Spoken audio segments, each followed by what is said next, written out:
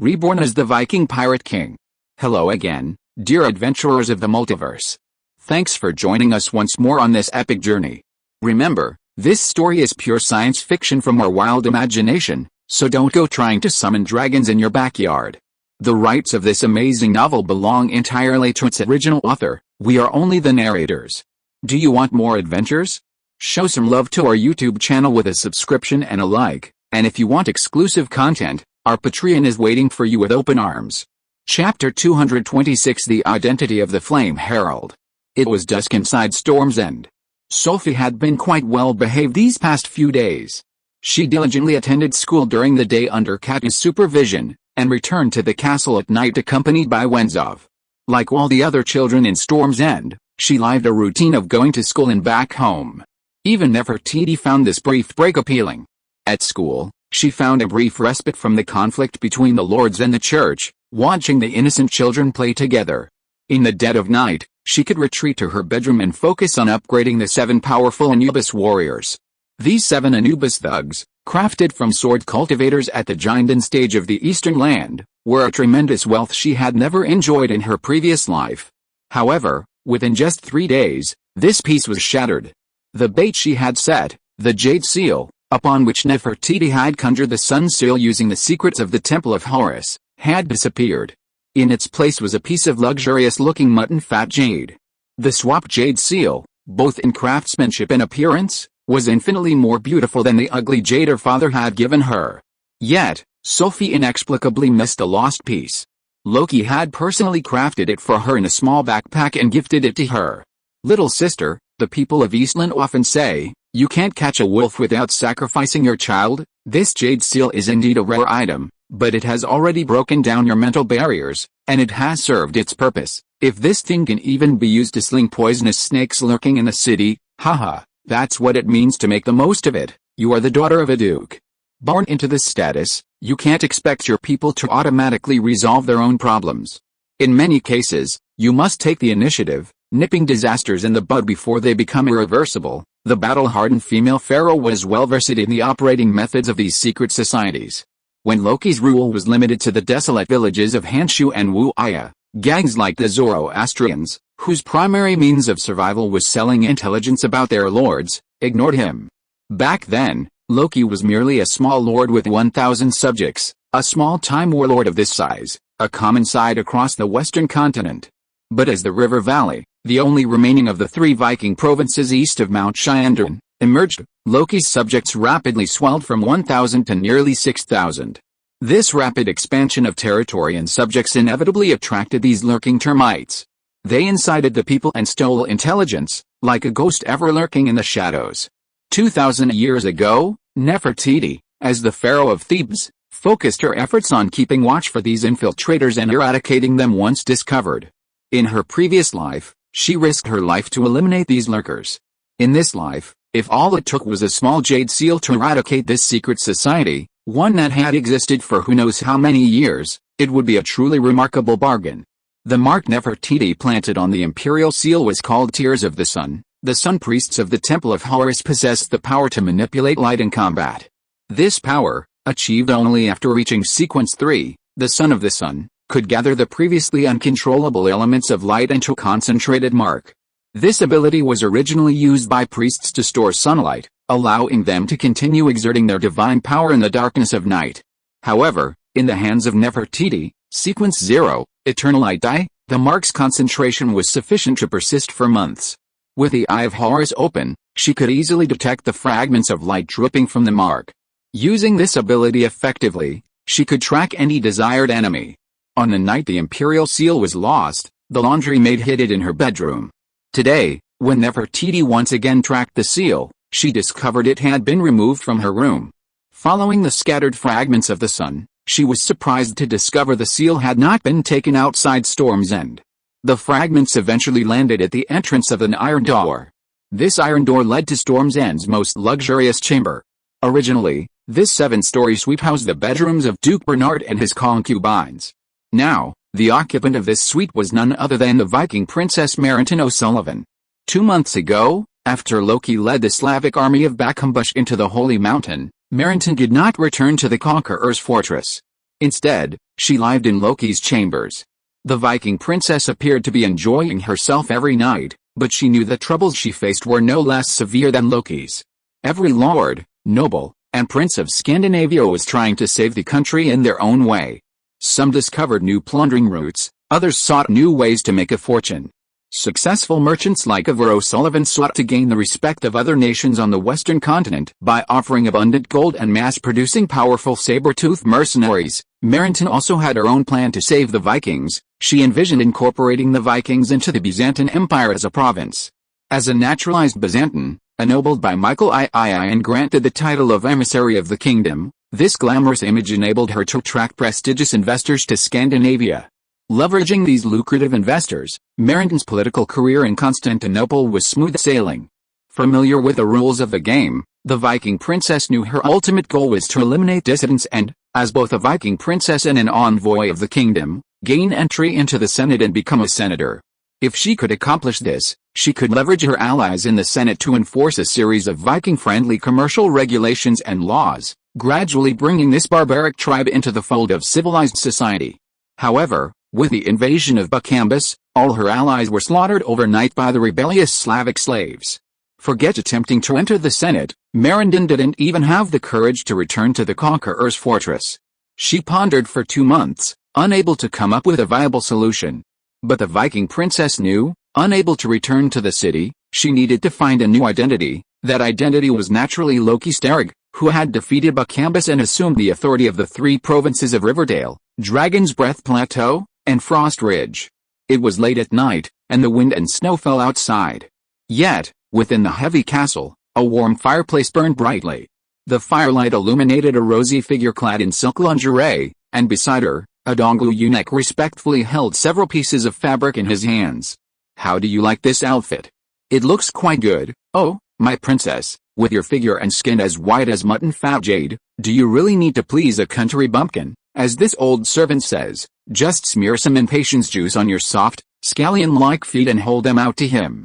Haha, I don't believe he can resist. You Donglu merchants are really nice sounding." Nefertiti chuckled softly at this. Sophie looked at her in confusion, not understanding what was so funny about a woman and a eunuch changing clothes. Besides, she knew this woman. Although only 5 years old, any woman would be naturally wary of a beautiful woman appearing next to her father. Sophie was no exception. Although he has almost completely changed his voice, appearance, height, and even all his living habits, a cultivator's unique spiritual energy waveform is deeply rooted and cannot be changed at all. Nefertiti, hidden in the shadows of the dome, said softly, "This eunuch from the East Continent is the flame herald we are tracking." Chapter 227 The Viking Princess's Plan. Eunuch Shang, tell me, am I getting old? Marinton was wearing only a white bellaband. This was the most popular style in Constantinople this year. 100 years ago, during the Great Tangkayun period, clothing in the eastern lands emphasized lavish ornamentation and splendor. In those days, even a single embroidered shoe could be adorned with over 100 flowers of various shapes by skilled weavers. However, with the Inlushan rebellion 50 years ago, Tang power declined, and the Tang aesthetic, once dominant in the western continent, gradually faded. This minimalist style, reminiscent of the blue sky and white clouds, is the Mediterranean style that has suddenly become popular in Constantinople in recent years. How could that be? Princess, you're only 26 years old. Look at your fair skin and tender flesh, still so delicate. The Eastern land eunuchs were well aware of their status. As top salespeople at the Izumo Trading Company, these ruthless individuals specialized in dealing with female clients and knew how to please them with their words. Ziohuir, quickly get that sky blue long-sleeved dress. Eunuch Shang hurriedly called a stout fat girl beside him. Hey, you have been with me for half a year, why are you still so clumsy? I don't know what went wrong with your brain recently, and you even broke your leg. Well, if it weren't for your grandmother who is over 80 years old and has no one to take care of her, I really want to fire you immediately. Eunuch Shang, don't be like this. The Viking princess took 2 slender legs, and her swaying figure even made Nefertiti, who was hiding on the roof, feel moved. I released the ravens, and you braved the wind and snow to cross the Shyandran Mountains. It took less than 2 weeks to get to Fengxi Castle. You have worked so hard. Oh, I am so happy that a big customer like you has made a request, and you dare to complain? Everyone in the Conqueror's fortress knows that our Izumo Trading Company is supported by your family. Besides, the ice along the coast is all frozen over. Driving the carriage along the frozen sea around Mount Shyandran shouldn't be too much trouble." Morandon gazed at the large, snow-white face and a faint smile crossed his face. This eunuch Shong was an anomaly within the Izumo Trading Company. Unlike most of the arrogant Tang people, he possessed virtually no airs of superiority. Furthermore, his service was exceptionally attentive. Whenever, wherever, as soon as a raven flew, even in the dead of winter, he would gallop to the scene. "I'm not being nosy, but you're a Byzant noble. Even if life in the royal city doesn't work out, go to France, to Lombardy, or, if that doesn't work out, follow me to the eastern land of the Tang dynasty. Would that be more comfortable than hunkering down in this remote countryside, my dear eunuch Shang? After all these years, you still don't understand me well enough." Morandon sighed softly and took a long robe with watery cloud sleeves from his hands. "After all, I'm a Viking. As a descendant of a former king, the blood of Olaf the Bloody Conqueror flows through my veins. As long as I conquer England first, then the Slavs, I still have a chance to turn the tables. No, I'm afraid those cowardly senators in Constantinople will become even more reliant on me by then. I haven't lost this game yet." After winning 2 nearly impossible battles, the virtuous Viking princess discovered the immense potential hidden in Loki. With a holy mountain destroyed and her brother no longer able to provide her with any more political leverage, she decided to place the ultimate stakes on him. The first step was to pledge herself to him. "Oh, my dear aunt. Wouldn't it be wonderful to marry a prince, spend your days embroidering, singing, and bearing a few beautiful children? For such a country bumpkin, you first deceived the king and then plotted a counterattack on England. Aren't you exhausted, my dear friend from the East Continent? You're just a merchant. You should be thankful you didn't choose that path. I'm different. I'm already in the game. In this game of power, either you win and become famous, or you lose and perish miserably. There's no middle ground." This choice wasn't difficult for Morandon. As an insider in Constantinople's high society, the Viking princess understood the principle of laughing at the poor, not at the prostitutes. No woman would be ridiculed for depending on men. Rapidly climbing the social ladder by relying on different men might briefly become a topic of conversation over afternoon tea among the ladies, but behind the scenes, everyone was learning. From conversation to makeup, to her alluring charm, everyone worked tirelessly to cultivate their skills, striving for a chance to rise to prominence. Being called a lowly person isn't shameful. The ultimate sorrow lies in the insignificance of one's voice, a life spent struggling in the dust. Even so, Morandon didn't dislike Loki, a young lord of only 20. Vikings were generally martial, and no woman would refuse a lord who repeatedly achieved miracles, especially since he seemed to have no more than a cult of an unknown origin.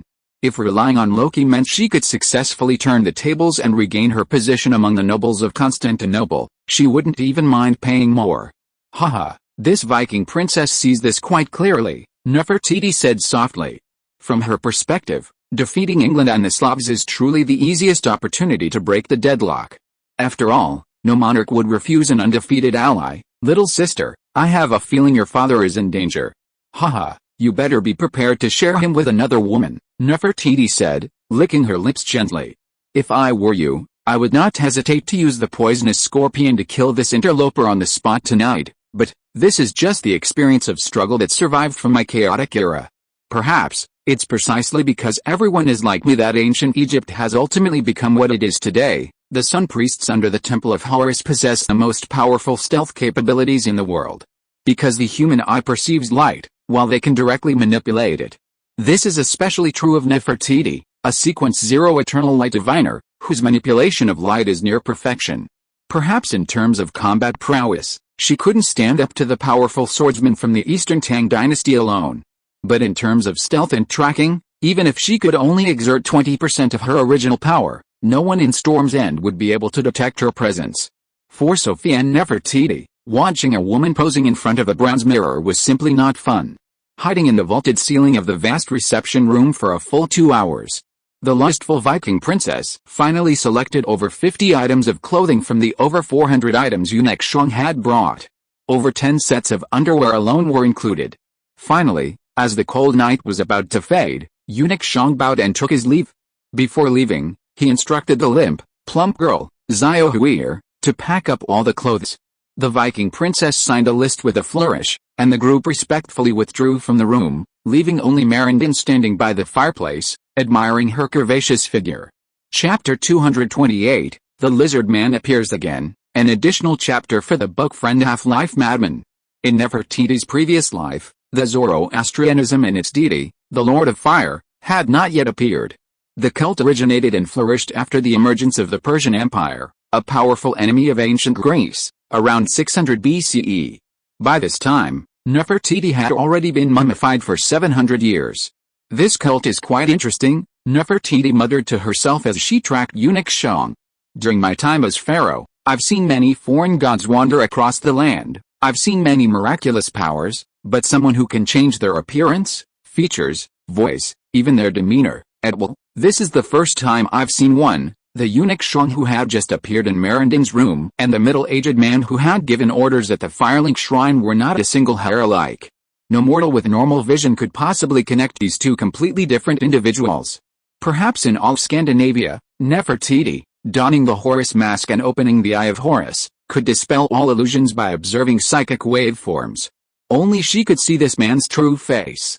Haha. If that Viking princess knew her snow-white body had been stared at for 2 hours by a wretched middle-aged man, I wonder what her reaction would be. Barely 2 blocks away, eunuch Shang had already taken advantage of the brief darkness at the street corner to transform into at least 3 different forms. As soon as he stepped into darkness, within 3 breaths, his entire demeanor would transform upon reappearing in light. Even Nefertiti, as formidable as she was, could barely discern that it was the same person, unable to distinguish which was his true form.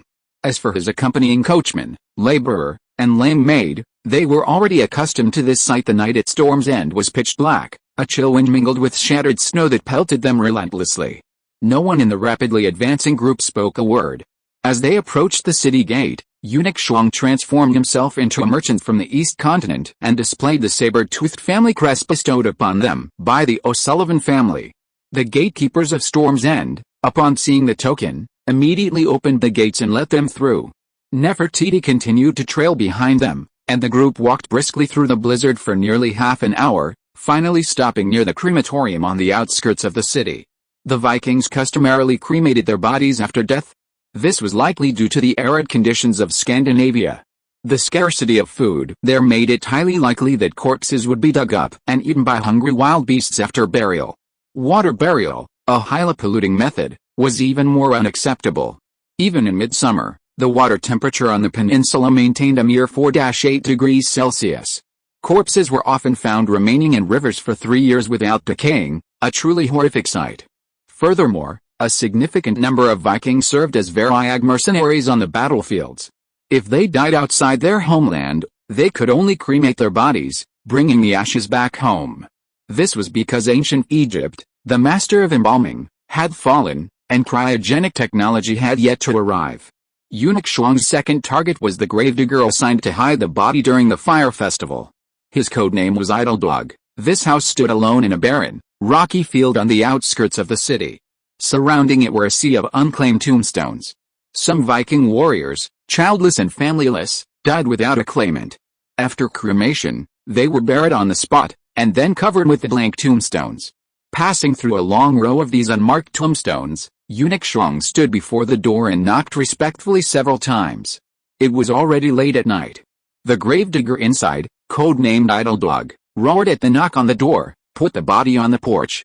I'll set a fire and burn it tomorrow morning." 3 days later, when I've made the urn, come back and claim the ashes. But eunuch Shang didn't reply.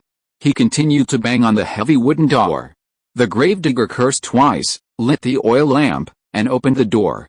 Just as he was about to use every possible venomous word to curse the bastard who knocked on the door in the freezing night, he saw the gloomy face of the Master Flame Herald.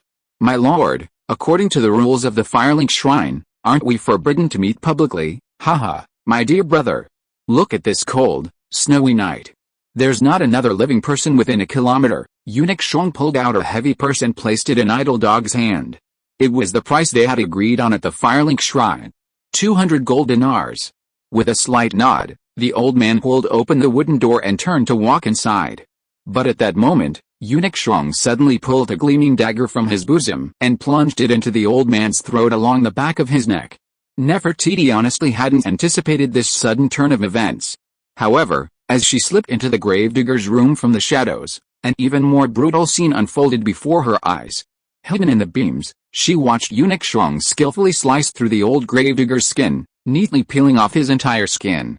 Then, turning to the lame girl behind him, whom he had been scolding for so long, he whispered, "Respected Grand Secretary Gures, your skin is ready for you." A moment later, the terrifying scene unfolded again. The plump girl from Donglu, known as Xiao nodded gently. She stripped off all her outer clothing, then reached behind her head, peeled back her own scalp, and pulled hard. She peeled off a bloody human skin coat from head to toe. Haha. So that's how it is. The lame lizard man whose leg was chopped off by your father had somehow hidden among the eunuch's entourage. And this old eunuch, who can change his body shape and appearance at will like a chameleon, really lives up to his supernatural powers. He is actually a two-faced man with a dual identity, hiding in both the Zoroastrianism and the Illuminati, thanks to the book Friend ID, Half-Life Madman for the 8 monthly tickets. I have been writing for 3 months, and this is the first time I know that someone can cast so many monthly tickets in a month. Thank you very much.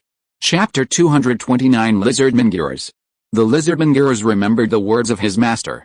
The scholars are the most important resource of the tribe. When you go out on missions, always remember that your life does not belong to you, but to the tribe. This planet is only the first step in our galactic conquest. If our tribe can only survive on one planet, our chances of extinction are extremely high. In my lifetime, I will pilot the Leviathan and lead my tribe to become a multi-galactic tribe. In this way, our footprints will be spread throughout the entire universe. Sooner or later, we will even surpass the creator of light and evolve to the pinnacle of the universe, and all of this depends on the scholars. As the master spoke these words, Gures' mind was filled with longing for the stars and the sea. In his nearly 3,000 years of life, he had witnessed countless outer gods visit Earth. He had donned various human skins to infiltrate the tribes they controlled, learning their languages and cultures, and secretly stealing their technology. For 3,000 years, his identity remained undisclosed. Especially 2 years ago, he lurked beside Nefertiti, conspiring with other companions to launch a coup and dethrone the once glorious female pharaoh. Even the suzerain hailed him as the pride of his tribe. It was precisely because he had completed one seemingly extremely difficult undercover mission after another that the suzerain had sent him to Scandinavia on a crucial mission for his tribe, exploring Asgard. Gures understood his mission and the enormous stake his tribe had placed on him by assigning him to conduct research within the sacred mountain. In the centuries since he entered the sacred mountain, Scandinavia had experienced several invasions, but thanks to the Lizardman's global intelligence network, he had always managed to retreat early and avert danger. Until this autumn, he encountered the unpredictable Bakumbush and the madman Loki. When the invaders and defenders collaborated in unprecedented detail to attack the Viking sacred mountain, Gures, unprepared and unable to react, had no time to retreat. Out of desperation, he could only open the portal and release the portal guardian. He didn't care whether the portal guardian could win or not. In his eyes, it was merely a distraction, a way to buy time. When the guardian appeared, he turned and fled without a second thought. He had to flee. Because all the research results from his 700 years in the Holy Mountain were in his mind, the Lizardman Gures, who had successfully escaped from the Holy Mountain, was in a very difficult situation. The human skin he wore was almost completely shattered. And inside the skin, the soft armor crafted by the master was severely deformed and on the verge of shattering under Loki's powerful blows. Gures' lifespan was close to 3,000 years.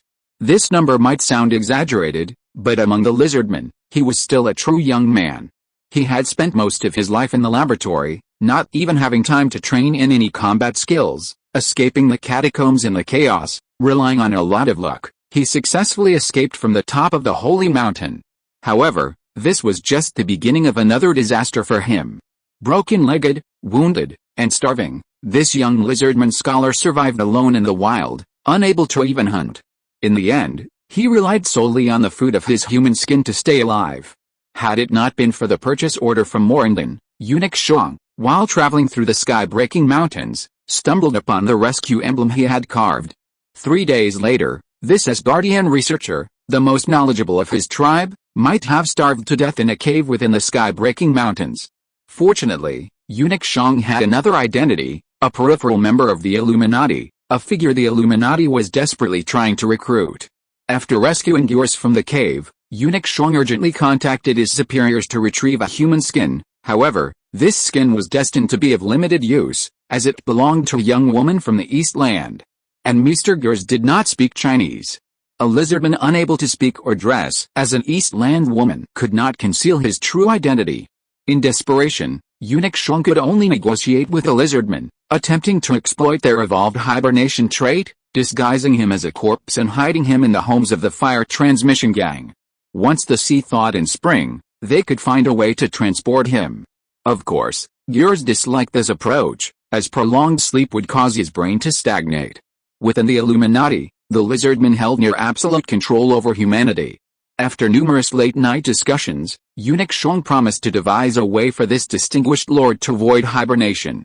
The moment the old gravedigger opened the door, Eunuch Shuang saw an opportunity to perfectly execute this task. Isolated outside the city, with no other residents within a dozen kilometers, this crematorium offered a natural refuge. Furthermore, the valley had just concluded a brutal war, and aside from the elderly who had succumbed to illness, there had been few casualties this winter. Even if someone came, Gyurs, disguised as a gravedigger, could easily handle the situation. After all, he had been hiding in the Holy Mountain for years as a storm acolyte. He was fluent in Viking. That's the basic situation. My lord, you're hiding in this crematorium. Besides burning corpses on schedule and attending the Fire Legion regularly, there shouldn't be any serious problems. I'm truly sorry I can't bring you with me. After all, you have a problem with your leg, and I. My lord, you understand. Eunuch Shuang's meaning was certainly understood by Gyurs. The Illuminati's cultivation and development of hidden agents among humans isn't like the Zoroastrianism, where the entry threshold is extremely low. The Illuminati's ability to maintain its secrecy within the human world, thanks to thousands of years of operation and development, is directly related to their long-term recruitment of the elite of human society. To maintain his wealth, Eunuch Shuang's daily duties were also very busy. He considered himself doing his best for the Mr. Gyurs, whom he had accidentally discovered in the two Xiandring mountains. After briefly explaining all the necessary tasks, Eunuch Shuang stood up and left as the sky was about to turn pale. Gyurs was just about to take off this new human skin to take a rest, but suddenly found that the lights in the room had dimmed. If you are listening to this novel on a channel other than Fanfic World, it means it was downloaded and re-uploaded without effort. We warmly invite you to visit our channel, Fanfic World. There you will find the original version of this story and many other novels of various genres. We look forward to seeing you dive into a world of incredible novels. Chapter 230 Meeting an Old Friend. I never thought I'd run into an old friend in this desolate wilderness. A familiar mezzo-soprano voice rang out beside him. It spoke the same ancient Egyptian language that Gyurs was so familiar with. He still remembered the terrifying woman who had died at the hands of the master during his apprenticeship. Oh my god, how could I hear her voice out of nowhere? If I remember correctly, she must have been dead for ages, even her soul sealed within the mask of Horus. But then, the scene before him completely shattered Gyurs' defenses. Brother Gyurs, do you still remember your former master? The heavy wooden door slammed shut. Turning toward the entrance, Gyurs saw a golden figure slowly emerge from the darkness, its light deflected. Her face was adorned with an intricate Horus mask, her pupils, one gold and one black, flickering with an eerie light. In her left hand, she held a corpse. It was none other than the eunuch Shuang who had escorted him along the way. A 5-year-old girl silently dispatched a Tang Dynasty swordsman. He felt more and more that the petite figure before him was the woman he remembered. This was the first teacher he had met since entering human society. Pharaoh, how could it be you? Dumbfounded, Gyurs rubbed his eyes vigorously, unable to believe what he was seeing. Back then, he had personally returned to his homeland and presented the Mask of Horus, worn by Nefertiti, to the Cyclops who guarded the obsidian pyramid. Could it be, my homeland has been exposed? Someone stole Nefertiti's golden mask from my homeland. The lizard man blinked hard, not even able to hide his true golden pupils. Once he was certain that what he saw was not an illusion, he darted to the windowsill and flung open the wooden sash. Facing the wind and snow outside, an Anubis warrior emerged from the darkness and stood silently before him. The pitch-black undead creature emanated an extremely powerful psychic energy. Turning back, he noticed the light in the room rapidly dimming. Anubis warriors continued to appear from under the bed, in the wardrobe, and even from the ceiling of the dilapidated wooden house. Each one was incredibly powerful. Impossible. Impossible, only a god could emit such terrifying psychic energy. Halfway through Scandinavia, unless you've crossed the portal into the Aesir realm, how could you possibly? No, I must escape. The treasures from the obsidian pyramid had unexpectedly appeared in Viking territory. Furthermore, Nefertiti, the pharaoh who had been dead for 2,000 years, had been resurrected and had forged such a terrifying army of Anubis. Something truly extraordinary must have happened in his homeland to allow this demonic creature to escape. Throwing off his newly made human skin coat, Gurs leaped toward the window.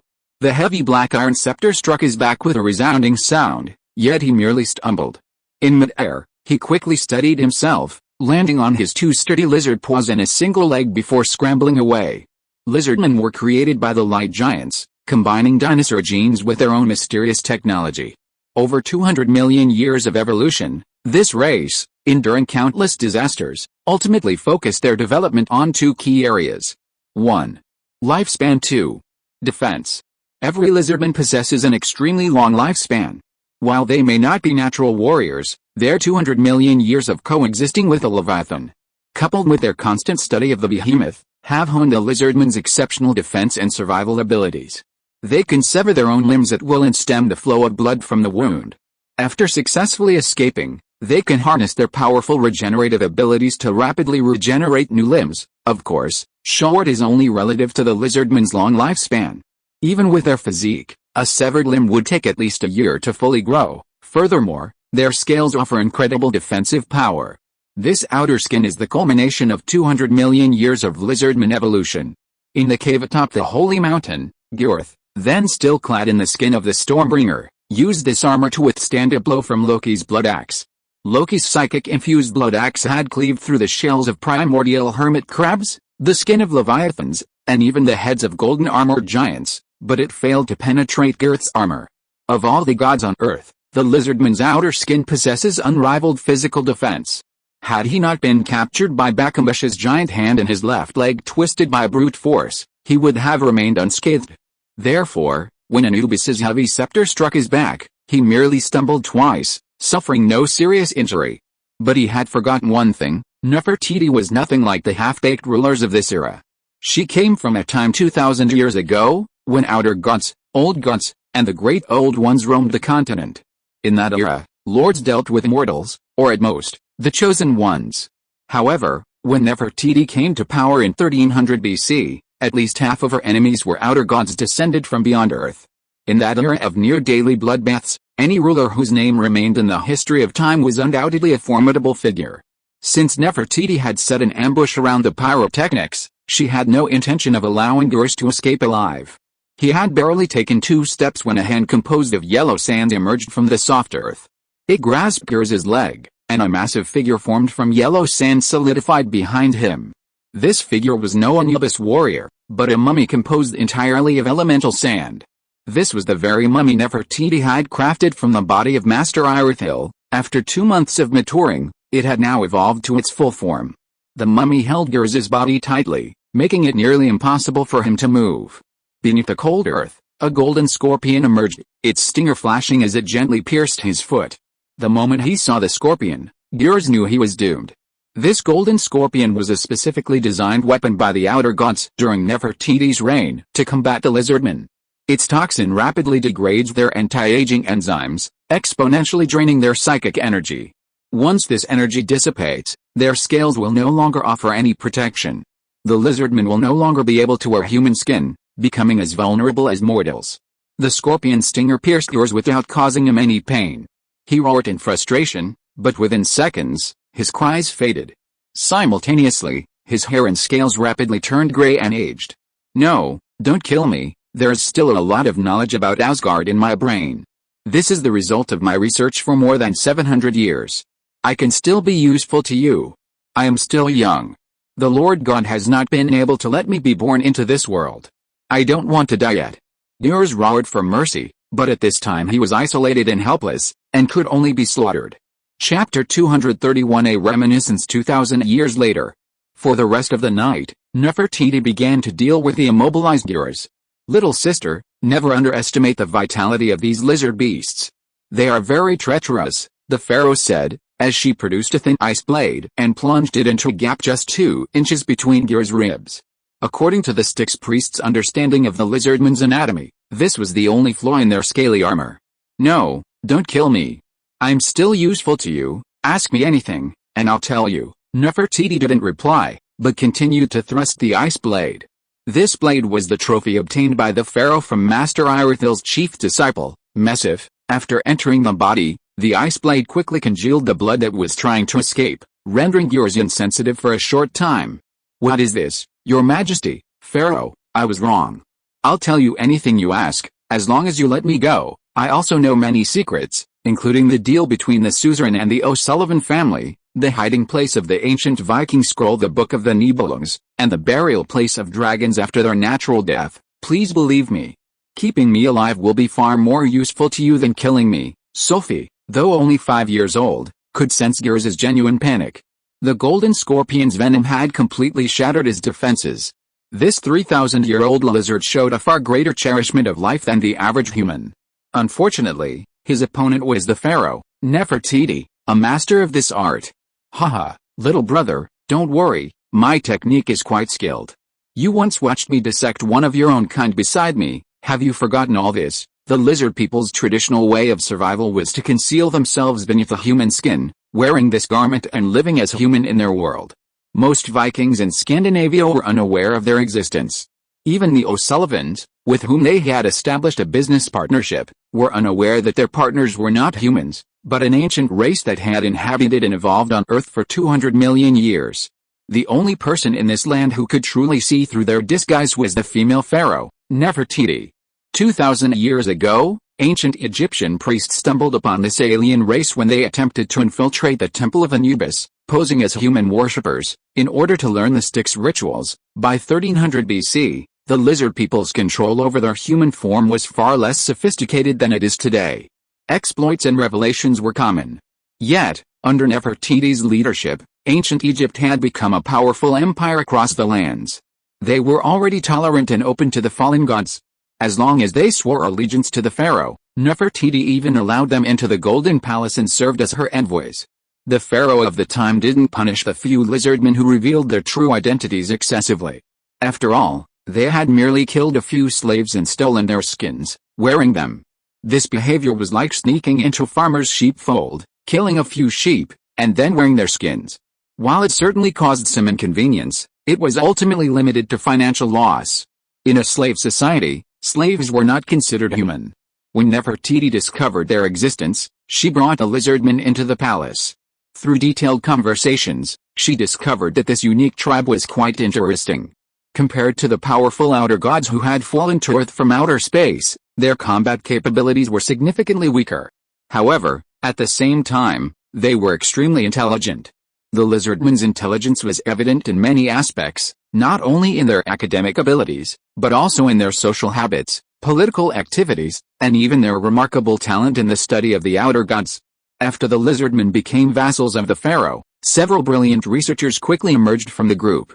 The alchemist Gyr's was one of them. Little sister, this is your first time dissecting a lizardman. Remember, these creatures are incredibly cunning. Some species can even survive even if their heads are chopped off, quickly growing a new one. The most effective way to completely sever their life force is to crush their heart. Hey, I found it. Now I'm pulling it out, so you can crush it. Just like you'd crush a cooked potato. When Sophie grasped Gyr's heart, the old lizardman was on the verge of collapse. Holding his warm heart in Sophie's cold hand, he felt the approach of death. The lizardman's heart was large, but Sophie's palm was small. If she tightened her grip, her heart would explode like a tomato. If the interrogation reached this point, everything would be irreversible. And with that, his centuries of research into Asgardian creatures, the saga book, and Asgardian alchemy would be completely destroyed. Gritting his teeth, he roared at the top of his lungs, "Your lord should be in Asgard now, haha. Don't think that just because you've killed the portal guardian, you can roam freely in the 7 divine realms. Remember, our people have been stationed within the divine realm for over 100 years before you entered." Gyrth was a highly regarded researcher within his tribe. He knew the purpose of his 2,000 years of life, and when his life was threatened by an unexpected event, he would sell everything to keep it alive. He was the only one who understood the importance of the knowledge he held, surpassing that of his tribe. After a brief 5 seconds of brainstorming, he revealed his final trump card. To save his life, he began to betray his compatriots within the portal. This tactic proved effective. The Earth's desperate roar immediately caught Sophie's attention. Only then did she remember that it had been over 2 months since her father left her. During these 2 months, the hunting teams of the 3 provinces maintained complete secrecy. No news had escaped from the Aesir realm, and no one had entered. No one knew where the lords had opened the portal. Everyone seemed to have vanished from the face of the earth, leaving no trace. Haha. You see what I mean, don't you? Seeing Sophie's expression wavering, Gyr's spirits immediately lifted. Sophie could also feel the blood-stained heart in her hand begin to beat vigorously again. I tell you, they were targeted the first day they entered Asgard. They couldn't escape. That elite hunting team, formed by us and the O'Sullivan family, specializes in hunting down the monsters needed for the recipe within the Aesir. They'll make you know the deepest pain, and make you. Gyr's let out a scream as Sophie's small grip tightened. Fueled by abundant psychic energy, the lizardman felt his heart being squeezed. He stared into Sophie's eyes, attempting a final struggle. You won't be willing to kill me. I've been with you for quite some time. Often, I even know you better than you do. Do you want to know what Tutankhamun's fate will be? Want to know where Amun the Hidden and Horus the Sun have gone? Haha. In this age, only I know these secrets. Not to mention, I'm the only one who can save your patriarch now. Only I know. Sophie's icy little hand gradually gained strength. But just then, Nefertiti stopped her. Although every cell in her body told her to seize the opportunity to wipe out these lizardmen, the news of her adopted son immediately wavered. You're right. Keeping you here does have some use for us, Nefertiti said calmly. She didn't let go of the heart in her hand. Instead, she summoned the golden scorpion that had been lurking outside the door. The scorpion leaped onto the beating heart, almost completely enveloping it. Nefertiti gently touched the scorpion's sharp stinger and stuffed the heart, now embraced by the scorpion, back into Gyr's body. Chapter 232, The Great Purge, 1. At the same time, inside the portal, at the Asgardian hunting camp, before the twin suns slowly sank behind the mountains, Loki and the satyr, Jotunheim of the Frostland, returned to Asgard. Almost all the Viking hunters wore exhausted expressions, some even carrying stretchers, having brought back many wounded soldiers who had been recently treated. But the excitement hidden within the team was genuine. My God, it was just hunting 7 or 8 mindless giants, and judging by your posture, Your Excellency the Duke, did you actually engage in a fierce battle with those frost giants, tens of meters tall? Glor was sprawled on a makeshift wooden recliner, clutching a honey-roasted rabbit leg, his face greasy from the food. He pointed gently to his side. The Slavic hunting team had, during this time, amassed 10 bottles of golden deer blood. Loki handed him the glass bottle containing the giant's eyeball, and the transaction was, for now, complete. Hey, brothers, have you eaten yet? My brothers found a giant beehive in a newly explored crypt yesterday. After painstakingly killing all those buzzing golden wasps, we finally managed to get a slug of foreign honey, spread some on the roasted deer leg. It's delicious. Loki looked at the sturdy Slavic man and shook his head speechlessly. He now had a pretty good idea. Most of the chosen ones in the Temple of Hakkar were as wild beasts. This was likely due to the fact that Princess Hakkar herself was a wild god. He clearly remembered from the murals in the obsidian pyramid that this Hydra god seemed to be the only one to successfully escape from the back of Leviathan, like gods, like followers. Every beast warrior in the Temple of Hakkar had a different way of thinking. They shared a philosophy of survival called seeking death equals living. This man and those who shared this same philosophy often engaged in what most would consider extremely suicidal behavior. For example, stirring up a hornet's nest on this alien planet. But since these guys are so into extreme pursuits and excitement, this time, I've actually found them a great activity to relieve their boredom. Upon entering the camp, he didn't even bother to greet the other campmates, but headed straight for the tent where the saga book was hidden. He flipped open the thick volume, written entirely in soft brush strokes, and carefully compared the notes on the front and back. Finally, with a frown, he gently closed the book. Yes, I finally understood the source of this nagging feeling of discomfiture that had lingered for days. Such an obvious flaw was right before my eyes. And I hadn't noticed it. Half an hour later, he gathered everyone in the center of the camp. On a plank, made simply by splitting a thick tree stump, he hung a complete parchment scroll. On it, a rather bloody, crude map was drawn in the giant's blood. Loki didn't waste any time. After his subordinates had all received their food, he took out a wooden stick, pointed at the entrance on the parchment scroll, and spoke directly. As you can see, this is a cross-section of a vertical tunnel. This tunnel exists in the ice cave wall not far from the Jotunheim elevator. According to my tests, no creature in Jotunheim could possibly fit through such a narrow opening, so I suspect this tunnel was most likely dug by humans. We are not alone in Asgard. There must be monster hunters in the Holy Mountain who are specifically responsible for entering Asgard to hunt. This tunnel was dug by them. Loki's blind spot was that when he saw the rotting creatures displayed in the prison, he subconsciously assumed that these inhuman creatures could have been used for a long time by the lizard men in human skin. However, on closer inspection, this was simply impossible. Putting aside the Holy Mountain's age, even if a god were trapped in a narrow cavern, constantly drained of blood, they wouldn't survive for long. This underground prison is merely the necessary equipment for an assembly line. However, to keep up with the ingredients for potion recipes, hunters must still venture into Asgard to capture the necessary monsters. In fact, all this had been clearly foreshadowed. The most obvious flaw lies in the saga book in Loki's hands. This saga book isn't the original, but a manuscript crafted by the lizardmen. Loki speculates that the original saga book is likely buried in a golden mountain within the obsidian pyramid. It is this manuscript that reveals the biggest flaw. The first half of the book records the recipes for various sequence potions in Valhalla. The handwriting is neat and formal. However, the second half of the volume indeed records various other potions crafted by combining Asgardian monsters with earth creatures. These potions were clearly experimental. Quite a few of them had rather toxic effects, such as causing restless madness or constant intercourse day and night. If you look closely, you'll see slight variations in the font and spacing between lines. This is clearly the work of a research team, gradually adding to the text as progress progressed over a long period of time. Having just received the saga book, Loki was eager to rush into Asgard to hunt monsters and craft potions, completely ignoring the hidden messages within the latter half of the book. This was clearly not knowledge passed down to humans by the Aesir. Rather, it was the independent research conducted by the lizard man in human skin and his associates, hidden within the sacred mountain for years. With these two words, all the hunters sitting below put down their food and began to whisper among themselves. They had been inside the portal for so long, but they had never found any trace of human activity in the known explored areas. This tunnel hidden in the ice was the first of its kind. After thorough exploration and meticulous investigation, Brother Sartre and I climbed down the tunnel. After several days of climbing, we discovered this inside a city wall. Loki pulled a package from his arms and tossed it into the center of the crowd.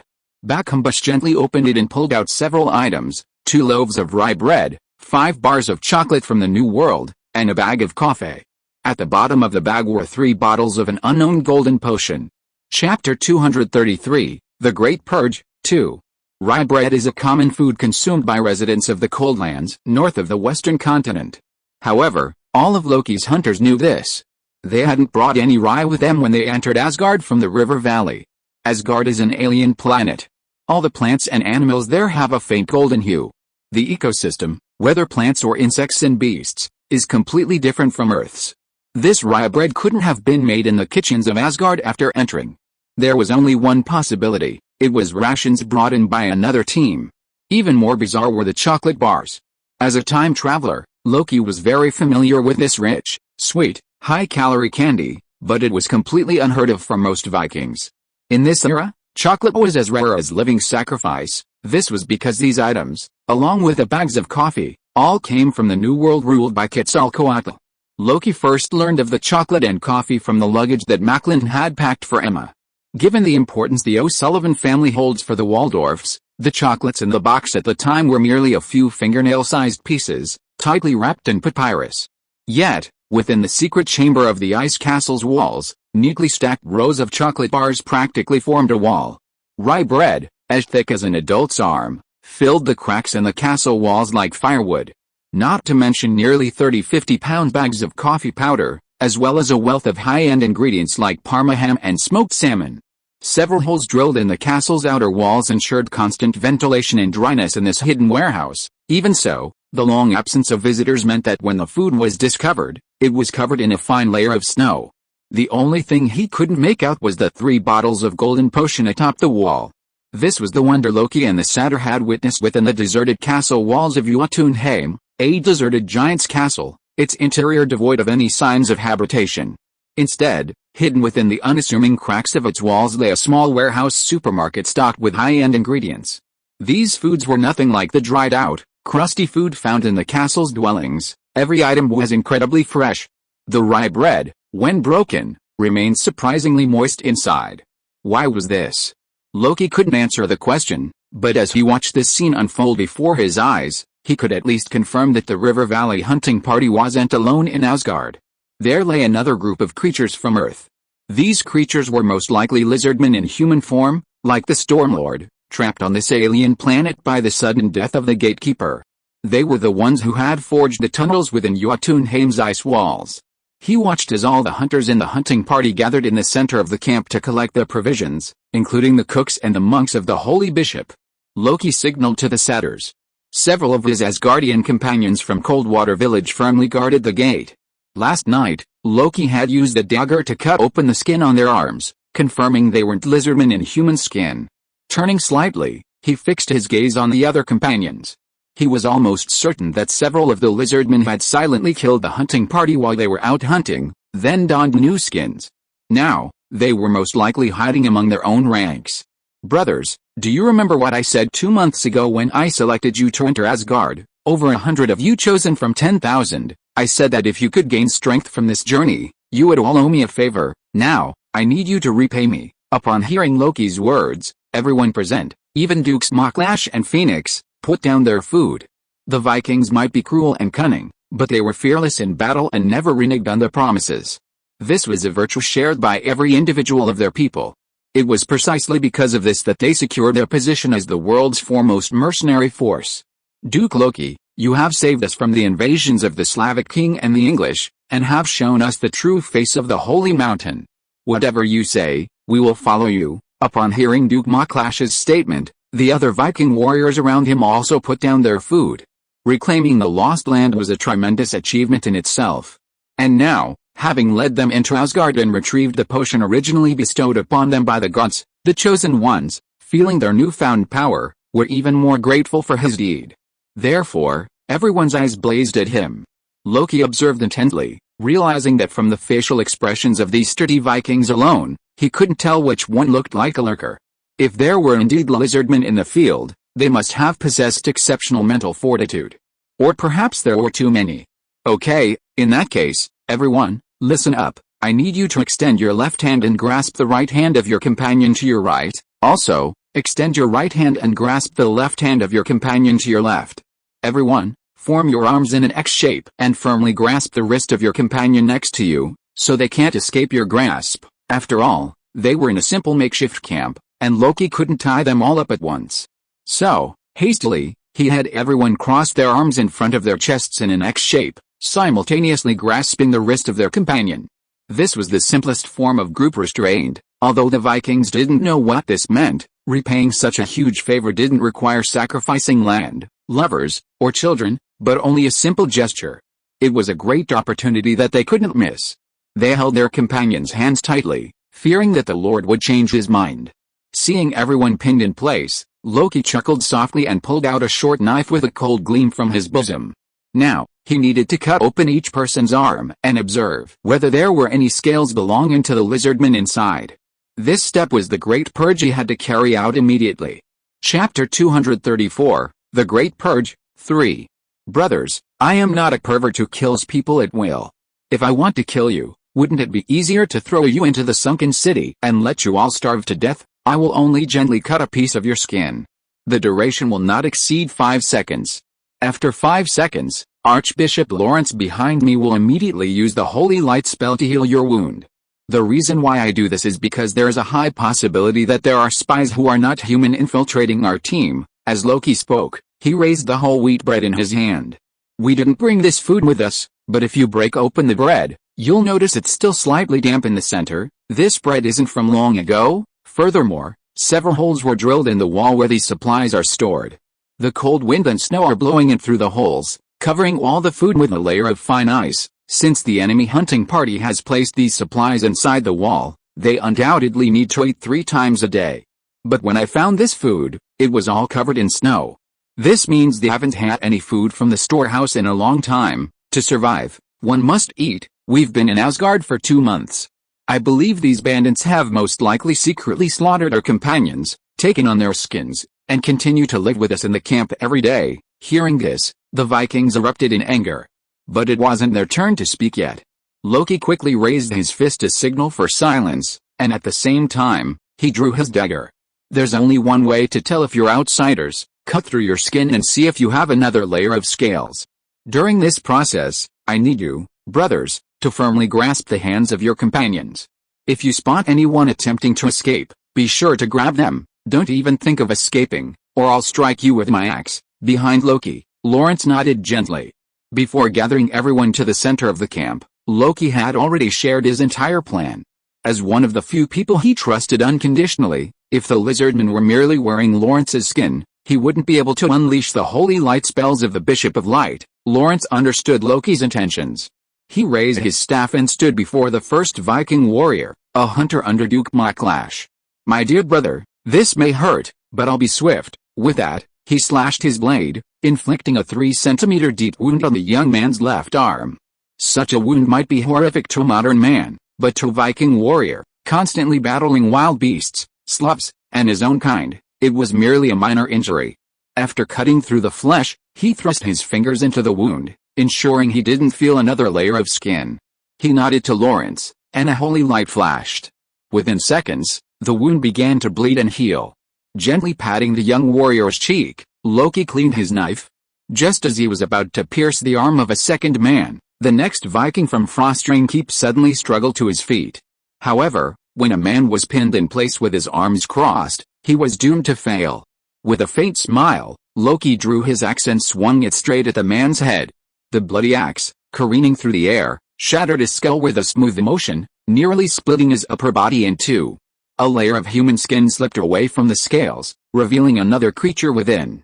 It was a monstrous creature, much thinner than a normal human. Its body covered in lizard patterns. Most of the Vikings were seeing this creature for the first time, and they all gasped in amazement. At that moment, 3 other Vikings seated in the back row simultaneously stood up and sprinted towards the tent door. These 3 were much faster than the first, for they were sitting together. Satyr, stop them! No Viking would fear a cut on their arm. Struggling and fleeing against a foot-long knife, it must be a lizard man in human skin. Satyr, guarding the door, maintained a composed expression. The reliable hunter, always silent, had already unsheathed his ever-present grappling hook and flung it toward the 3 charging attackers. At that moment, Loki's axe remained embedded in the chest of the corpse before him. He stepped on the shattered body, unable to pull it free. So, he could only shout from afar, "Don't fight, just trap them for now, so you'll remember what I said." Loki had once solemnly mentioned to this archer that these men were not weak. To date, the only real lizardman Loki had seen was the one in the Storm Acolyte's guise in the cave at the base of the Holy Mountain. However, everything he saw after encountering that man revealed him to be merely a researcher. Meanwhile, the group they encountered within Asgard were tasked with capturing these monsters, which would be a real challenge even for the Vikings. After 200 million years of evolution, a tribe would inevitably branch out into those skilled in thinking and those skilled in fighting. As soon as Loki finished speaking, the 3 Vikings who had rushed to the gate immediately reached behind their heads, peeled off their bloated human skins, and, drawing several long knives, charged directly into the satyr's circle at the gate. Haha, the barbarians who massacred my people have appeared. Brothers, charge! Loki had already made thorough preparations for this ambush. While he was holding a meeting with the Viking warriors in the camp, the satyrs had already set all the remaining traps and the hunting team at the gate. When the 3 murderous lizardmen, knives in hand, rushed towards them, they deliberately made a gap in the circle. The panicked lizardmen, indeed, took advantage of the gap and slipped in, and several of them simultaneously stepped on the traps buried in the sand. These steel traps were commonly used by Viking hunters to trap bears in the mountains. Even a 2-ton brown bear would be unable to withstand the force of a single one, let alone a lizardman whose stature was even more slender than a human. Trapped in the steel clamps, their legs, ankles, and even feet were nearly shattered by the brutal force of the iron. Almost all the Viking warriors drew their weapons and approached the trapped victims. Only Loki stood quietly, his axe firmly gripped. He clearly remembered the moment in the caves of the Holy Mountain, when the lizardman in the guise of the Stormbringer took his charged axe strike, yet nothing happened. Just as humans possessed the chosen ones, so too did the lizardmen possess a group of higher beings, their bodies so tough that even the indestructible blood axe struggled to break through. If one such monster lurked within the Holy Mountain, it was to be expected that there would be several within Asgard as well. Having evolved for 200 million years, Loki had great confidence in the lizardman's intelligence. He firmly believed that those whose ankles had been broken were cannon fodder within their group. The true mastermind must have taken advantage of the chaos to hide in the crowd, attempting to find another way to escape. Chapter 235 The Truth 1. Loki's suspicions were correct. During the chaos within the room, a discreet figure, unlike the others rushing towards the door, instead slid along the corner, attempting to slip behind him. However, Loki's entire body tensed, like a tightly wound claw. Just as the figure was about to reach him, he swung his axe and struck down. Boom!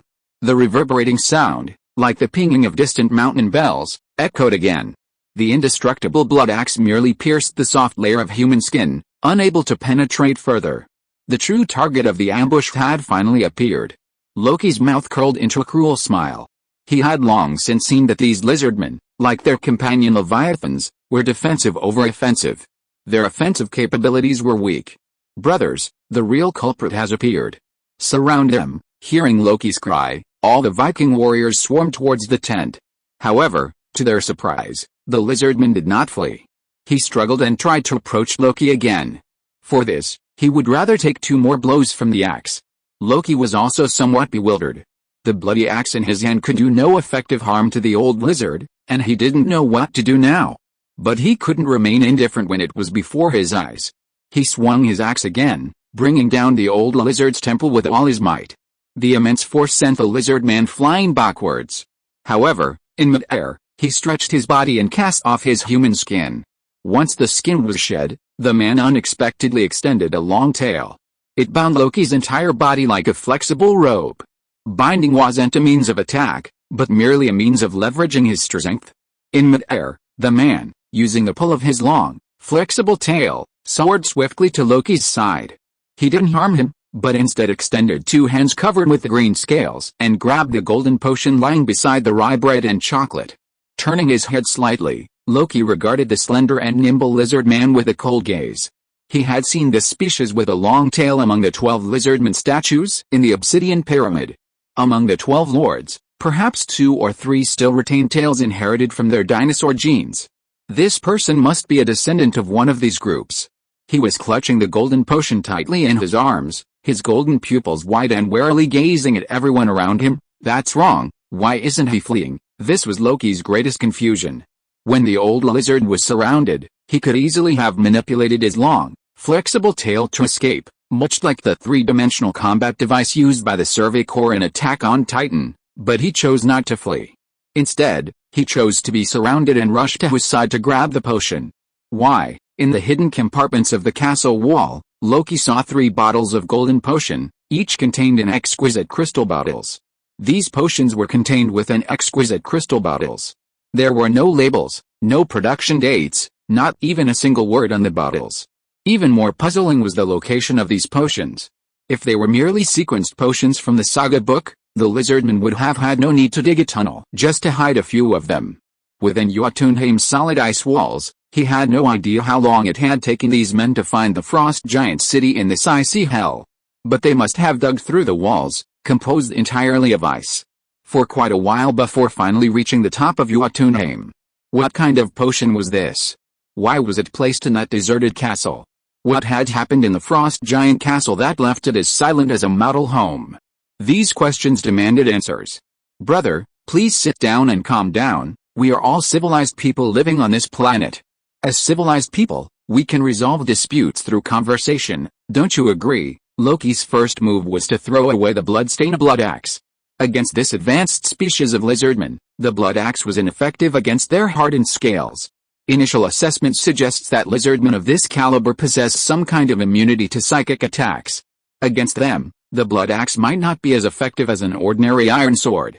Secondly, he extended his hands, allowing the slowly gathering Viking warriors to exit the tent, giving the nervous aliens some breathing space. His current appearance reminded him of the terrorists clutching bombs in the movies of his previous life. He clutched the golden potion, his expression resolute. "If you dare come any closer, I'll drink it." While the potion's exact contents remained unclear, the lizardmen were willing to go to such great lengths, digging holes and excavating the city walls to store it. There must be something strange hidden in the golden potion. Civilization, Duke Loki, you don't recognize me, but I recognize you. You won't forget Mr. Xiong, whom you met in Yorkshire that year. You lied to him that you were Ward's disciple. The more Mr. Xiong thought about it, the more wrong it seemed. Before I met the master and went to Scandinavia, he specifically told me to find a Viking pirate driving the emblem of Izumo Trading Company and to find out the whereabouts of the old man Ward. Your ship is not difficult to find, but no one thought that you would have the ability to kill Ward, a believer in the ancient god, and take away his soul box. You are so capable, Duke Loki. Loki had been prepared for this day. He knew the story he'd fabricated for the Illuminati's gatekeeper wasn't sound, and if he caught wind of it, he'd be exposed sooner or later. Loki had killed Old Ward and swindled another copy of the world map from the gatekeeper, not to mention his collaboration with Fenghuzi, which had accidentally destroyed the lizard man's ark, the Leviathan. He knew with all his heart that the Illuminati, burdened by this sea of vengeance, would not let him go. And now, through the lizard man's words, his suspicions were finally confirmed. He, like Nefertiti, was considered an enemy by the Illuminati. Before his time travel, he was just another ordinary person among Earth's 7 billion people. Meanwhile, the Illuminati were powerful figures with connections and influence, secretly controlling the world. Even a film director as renowned as Stanislaus Kubrick would be killed instantly if the Illuminati wanted him dead. But in this life, after he blew up the Leviathan and defeated the powerful King Zhenren, Loki's state of mind had changed dramatically. He was no longer just another ordinary being. Even when exposed to the Illuminati's gaze, he didn't feel a single ounce of fear. Sorry for posting this late.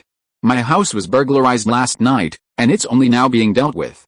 I can tell you from personal experience, electronic locks are unreliable. Chapter 236 The Truth, 2.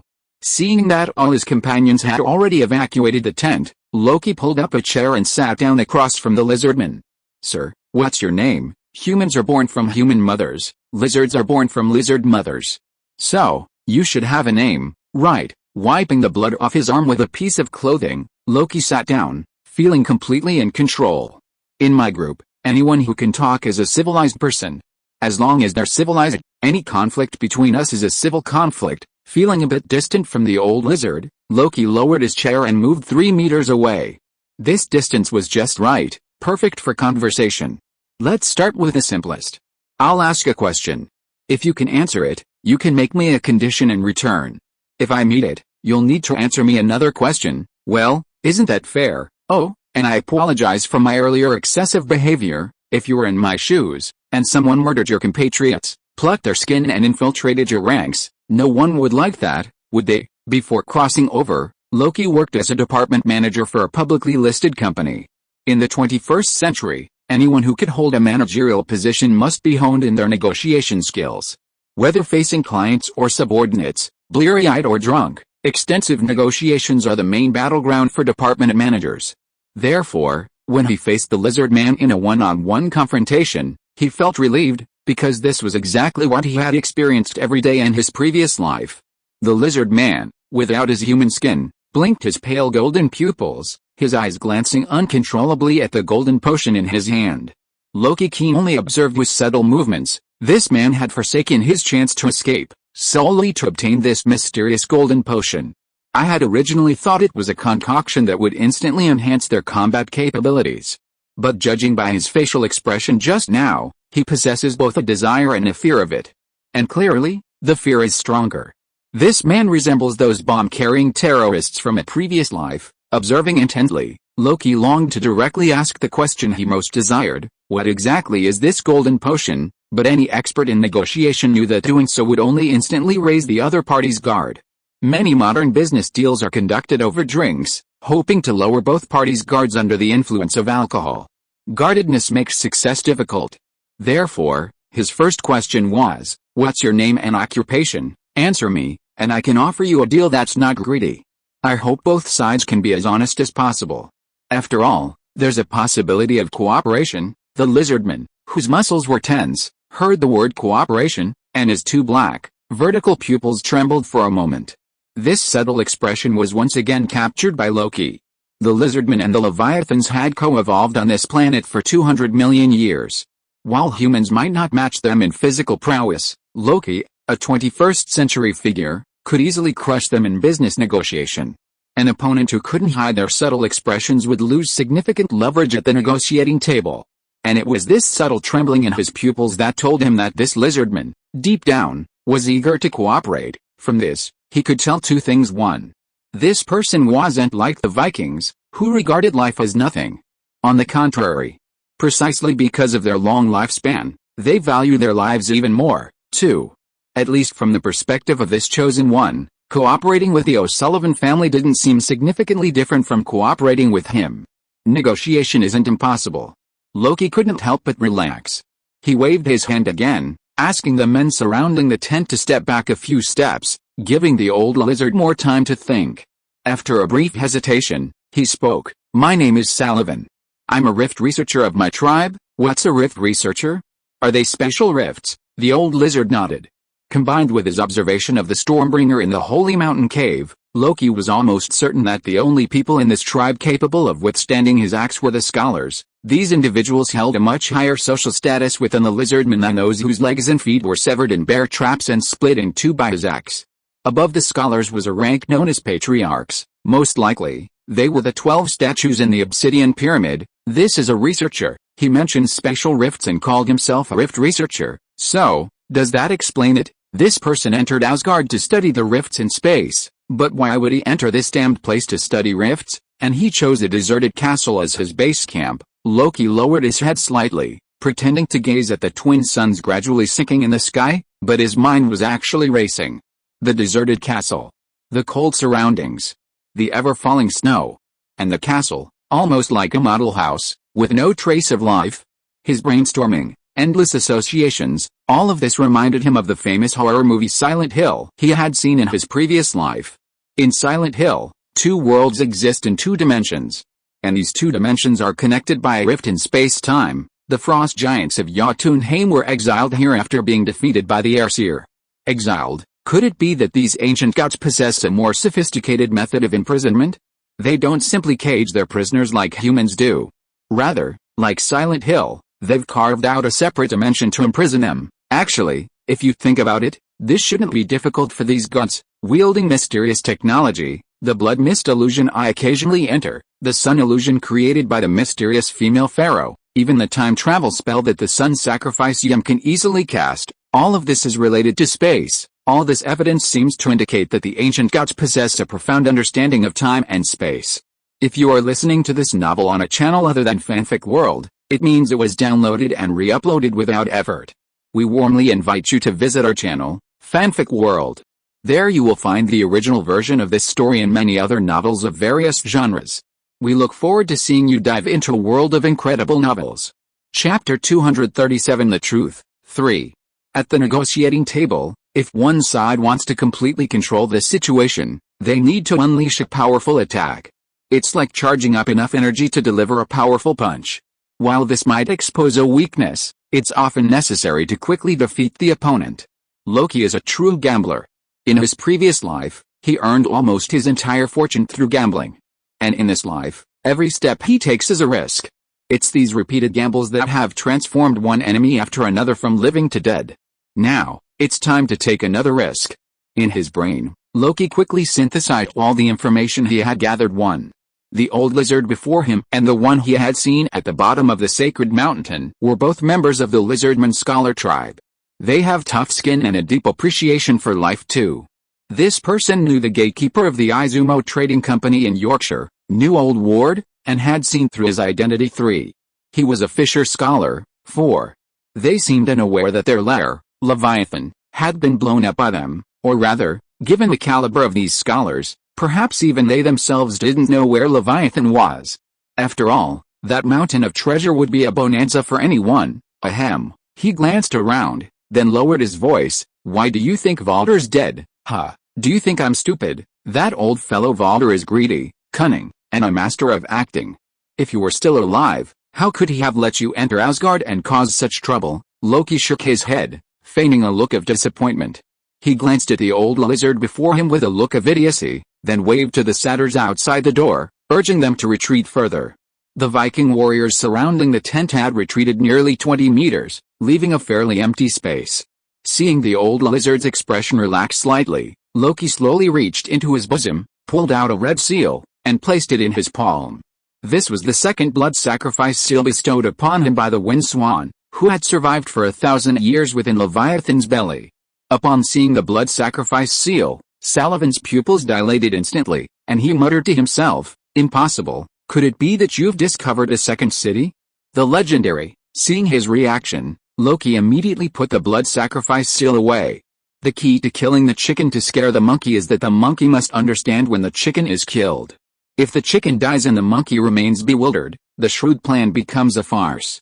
Fortunately, this old lizard, who had lived for who knows how many thousand years, recognized the blood sacrifice seal. This gave him the opportunity to continue his performance. Don't assume that Valder knows nothing, no matter how you treat him. When he becomes the bloody creator, you'll be begging him for mercy. This statement was a gamble.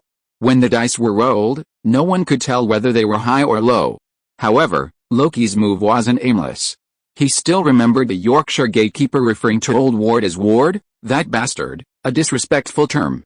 Furthermore, upon seeing Loki's appearance, he offered a wordless book in an attempt to trade for Ward's waterborne city volume. This was clearly an act of bullying.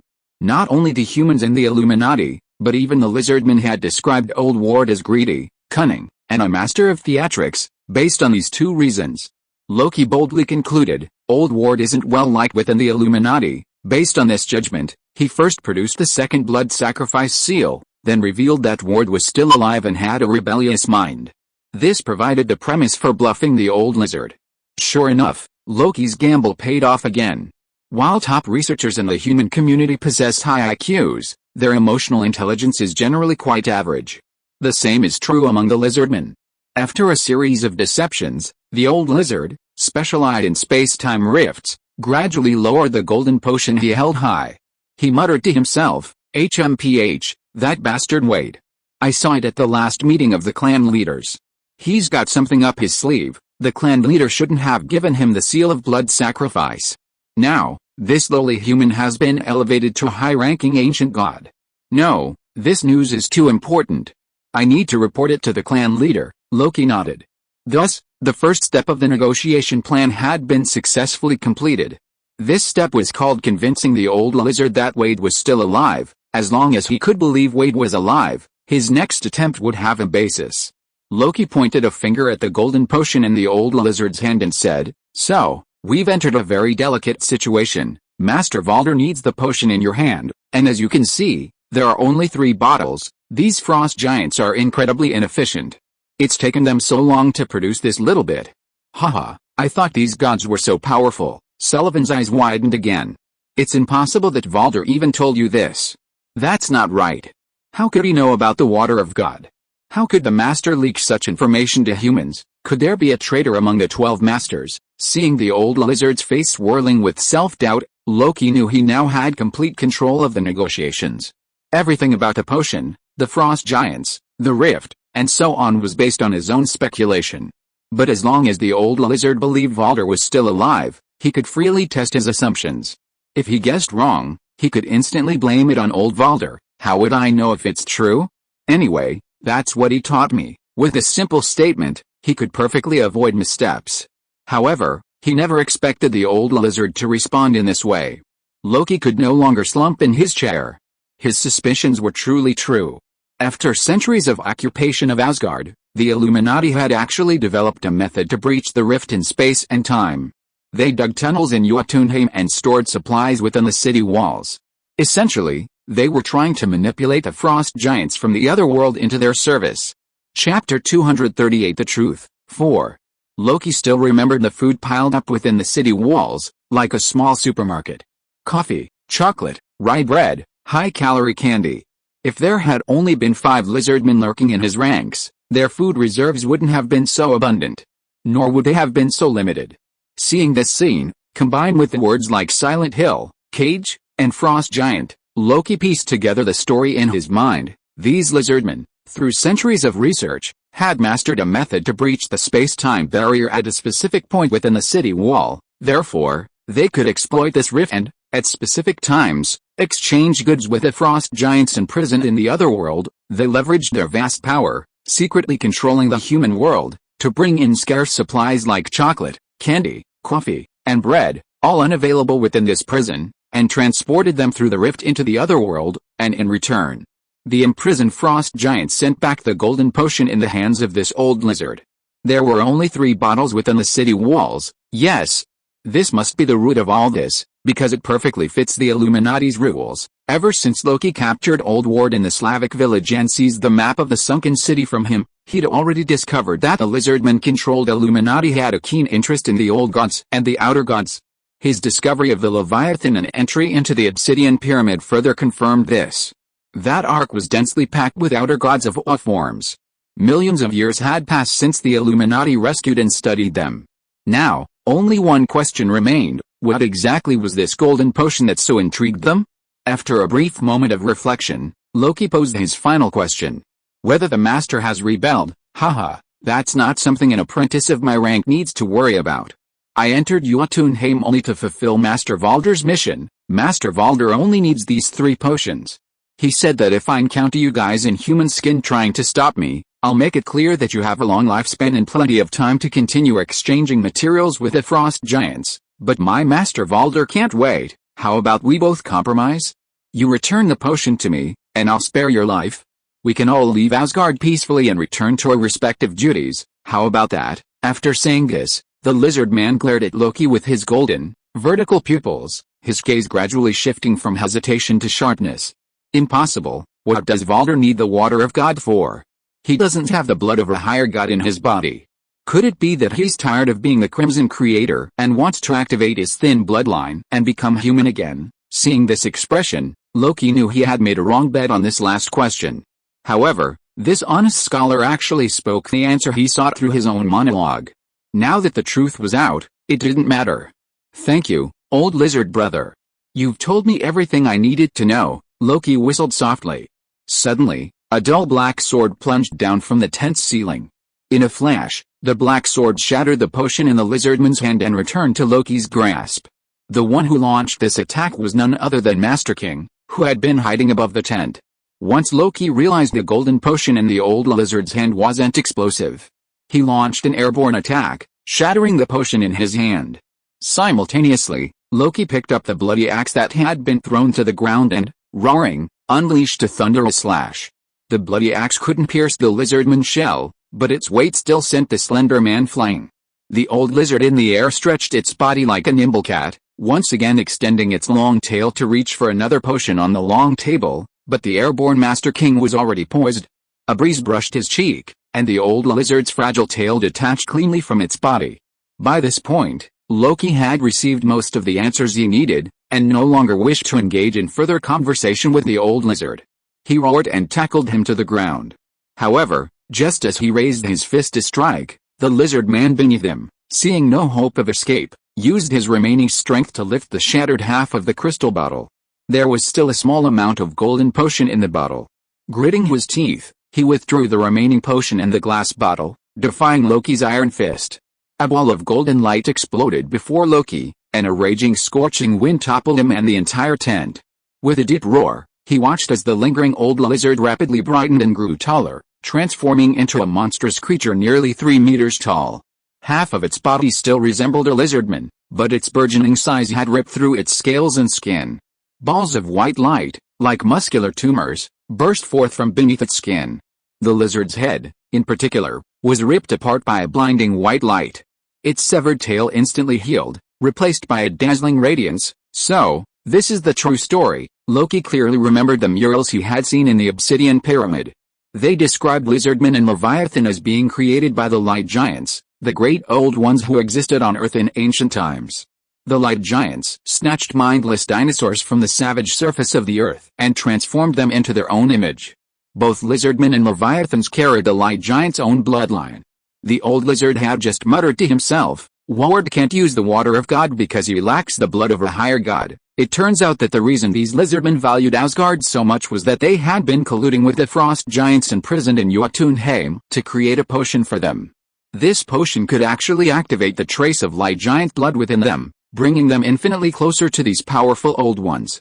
The entire logic and cause and effect of the whole matter had been connected. But it wasn't time to relax yet. The small light giant before them was like a star. Simply approaching it was enough to feel its harsh, scorching heat. "Hey, ants. Feel the wrath of the true God," the old lizard-turned-light giant said gravely. As he spoke, streams of black blood could be seen oozing from the corners of his mouth. When the blood touched the light giant's skin, it evaporated into black smoke.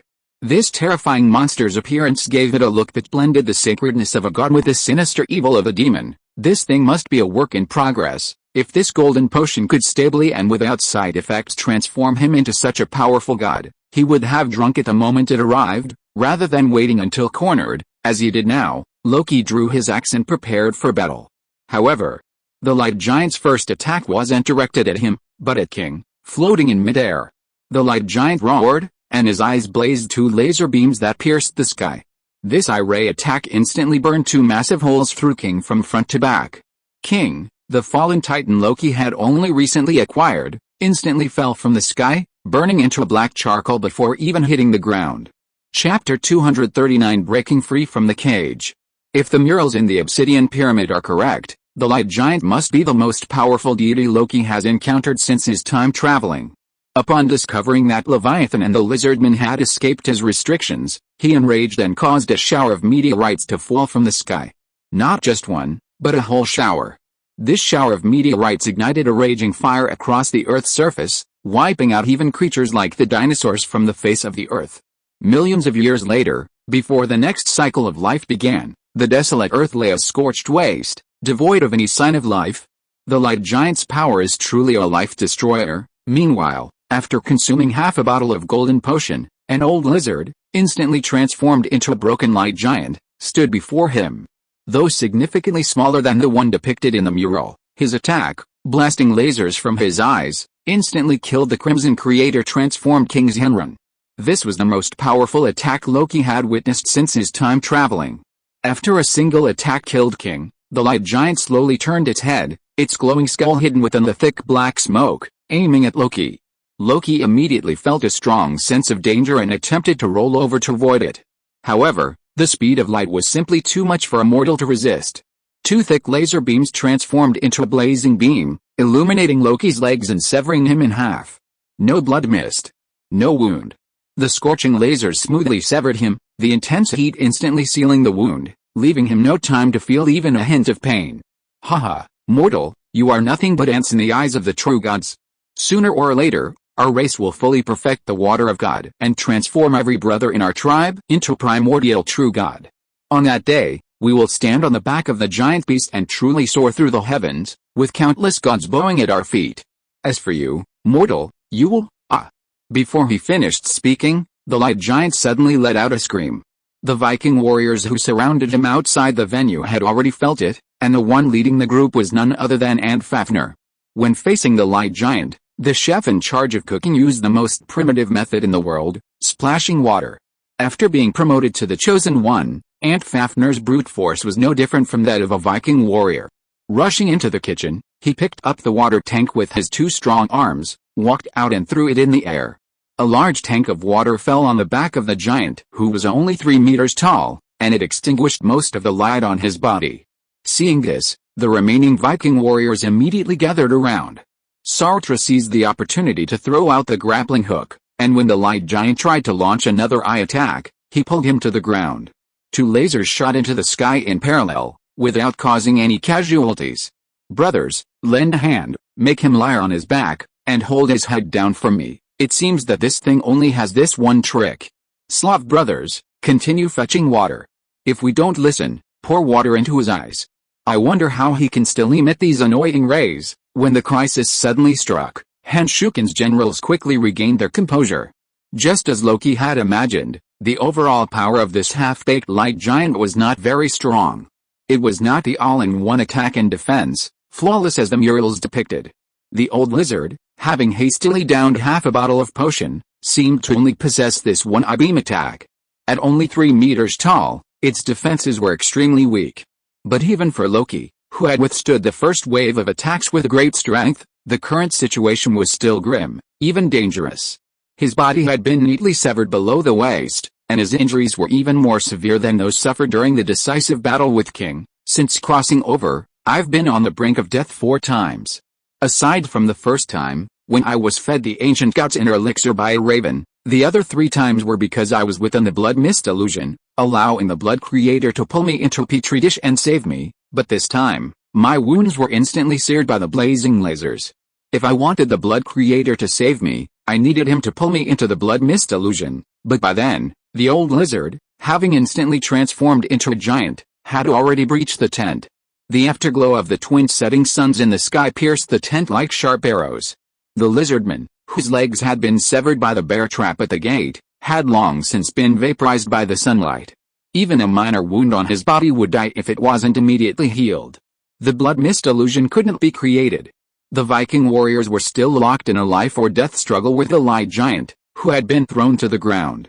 Loki used his remaining arms to prop himself up from the ground. He grabbed the legs of the long table and climbed onto it with a rather clumsy movement. He slowly picked up the 2 remaining bottles of golden potion on the table. I remember earlier, during the negotiation, King used his 5-colored whip to cut off the old lizard's tail. He drank the potion and transformed into a light giant, and his tail immediately grew back. Loki's eyes flickered with determination as he gazed at the potion in his hand. What was the point of being a guinea pig for the gods for so long, living under their watchful eyes? The old lizard said this thing could awaken the extremely weak divine bloodline within, and judging by the giant he transformed into after drinking the potion just now, it does indeed have this effect. I can no longer live as a slave to the bloody creator. If possible, I want to break free from this cage. From my current understanding of my body, it should be over 90% Crimson Apostle bloodline, with an additional 10% human bloodline. Of course, there's also a tiny bit of boiling blood warrior bloodline, inherited from the era of bloody conqueror Olaf. Judging by the appearance of the lizardman, the remaining genes of the giants must be few.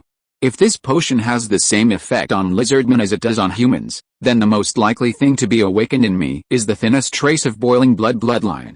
I remember, in the cave of the Holy Mountain, when the portal opened, the armored god who stepped out of the light gate said, "For the sake of a human, you have forsaken your noble boiling blood bloodline and turned to the blood creators, whose power is mediocre." If the golden armored giant's words are true, the power of the boiling blood must be immense.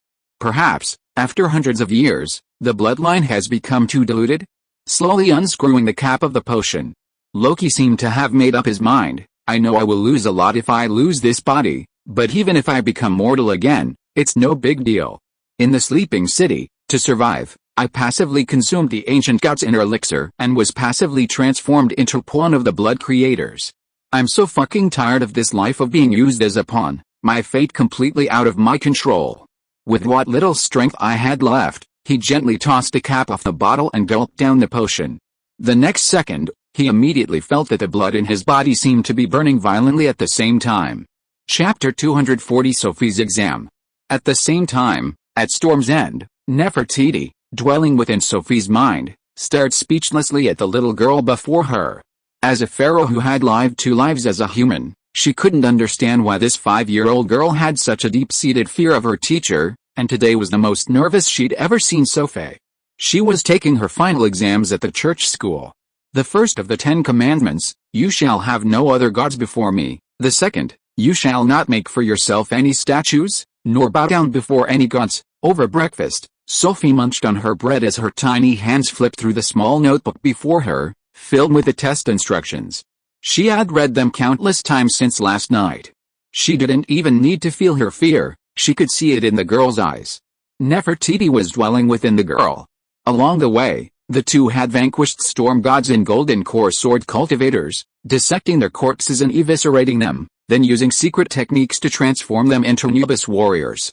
Throughout all these bloody missions, Sophie's eyes never shone with fear. Yet, now, she felt as if she were facing a formidable enemy. "Little sister, you know what this guy is saying is just a bunch of nonsense," Nefertiti whispered in her ear. "Let's not even talk about my era. Just speaking of this era, there are outer gods, ancient gods, and great old ones. I'm afraid there are at least 70 or 80 kinds of deities in the Western continent alone. Some of these gods are dead, some are alive." Mr. Moses said, "Besides me, there shall be no other gods." "Isn't that just blatant nonsense, big sister? No matter how many gods there are, you haven't seen how terrifying Principal Jerome is." "My classmates all know this might not be true, but what else can we do?" "Well, let's just play it to fool the principal. As long as I can avoid having to write Sophia's a little pig during winter break remedial classes, I'll write it without hesitation." Nefertiti smiled and rubbed Sophie's little head. She couldn't help but marvel at the unprecedented efficiency of the holy bishops' monks in running the church. In Nefertiti's time, a crucified god of death would have held no appeal. Everyone was looking for a patron, and who wouldn't want one more powerful than everyone else? Who could still wish the deity they believed in were dead? Yet the holy bishops had done just that. The schools they opened might seem like a massive investment of resources and manpower, but in the long run, they were a brilliant form of brainwashing. Almost every parent who needed to work away from home longed for a facility that could help them care for their children. And if this facility was effectively managed, provided free meals, and taught the children essential survival skills, no one would refuse such a welfare institution. Over time, they would plant the seeds of the holy bishops in the minds of all children. Regardless of religious beliefs, they would habitually send their children to school when they grew up. In this way, the holy bishops' teachings would spread across the Western continent at a frenetic pace. In just a few hundred years, the church had become a behemoth, towering over all nations. No one cared whether the deity on the cross was dead or alive, or how much benefit it could bring them. Everyone depended on the holy bishops. This had become an indisputable fact. Half an hour later, Sophie entered the examination room, backpack on her back. As she walked, she kept taking out her notebook and reviewing each knowledge point she had recorded. When all the children were seated, the holy Episcopal monks rang the bell and handed out the exam to each child. In keeping with the tradition of a church school, each exam paper was hand-drawn on papyrus by the monks. "I declare the exams now open," said Jerome solemnly, standing at the foot of the cross, pointer in hand. "If you get 40 of the 50 questions correct, you can return home to your parents and spend the winter break. If you get 10 or more questions wrong, you will remain in the church school for the winter break and attend remedial classes." Hearing the words remedial classes, Sophie shuddered. She immediately pulled a quill from her bag, delicately dipped it in ink from the corner of the table, and began filling out the paper in front of her. Question 1. The Gospel of the Holy Lord, which should benefit all living beings. Question 2. In 392 AD, the Holy Episcopal Church replaced the Pantheon and was established as the state religion of Rome. Question 3. The Scourge of God, feared by the Romans, refers to Attila the Hun, whose invasion reduced the Western Roman Empire to a mere formal existence.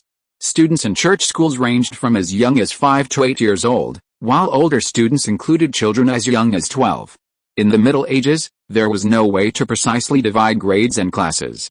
With everyone attending classes together, exams naturally had varying degrees of difficulty.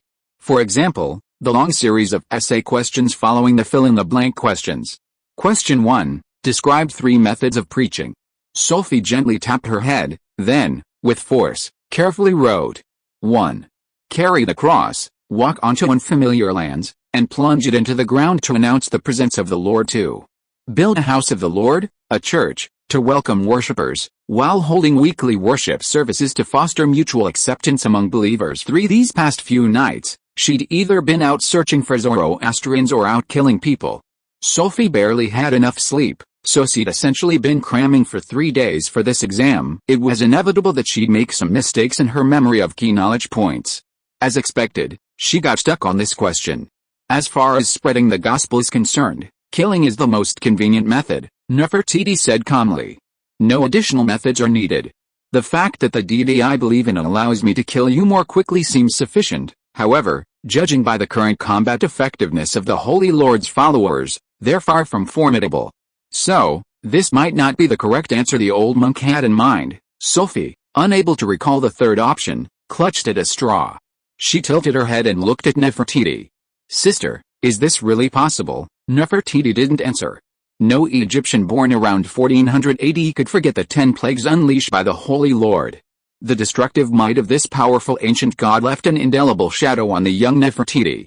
Her greatest question now was, where had the Holy Lord Jehovah gone? Was he dead? Or had he found a new planet and begun a new missionary career? If this deity still existed, the holy bishop would certainly not consecrate the body of a dead mortal on a cross. She shook her head slightly, unwilling to dwell on the question. Sophie dipped her quill into ink and was about to write the word kill on the exam paper when a large figure suddenly approached. While Jerome was looking away, he secretly slipped a small slip of paper into Sophie's hand.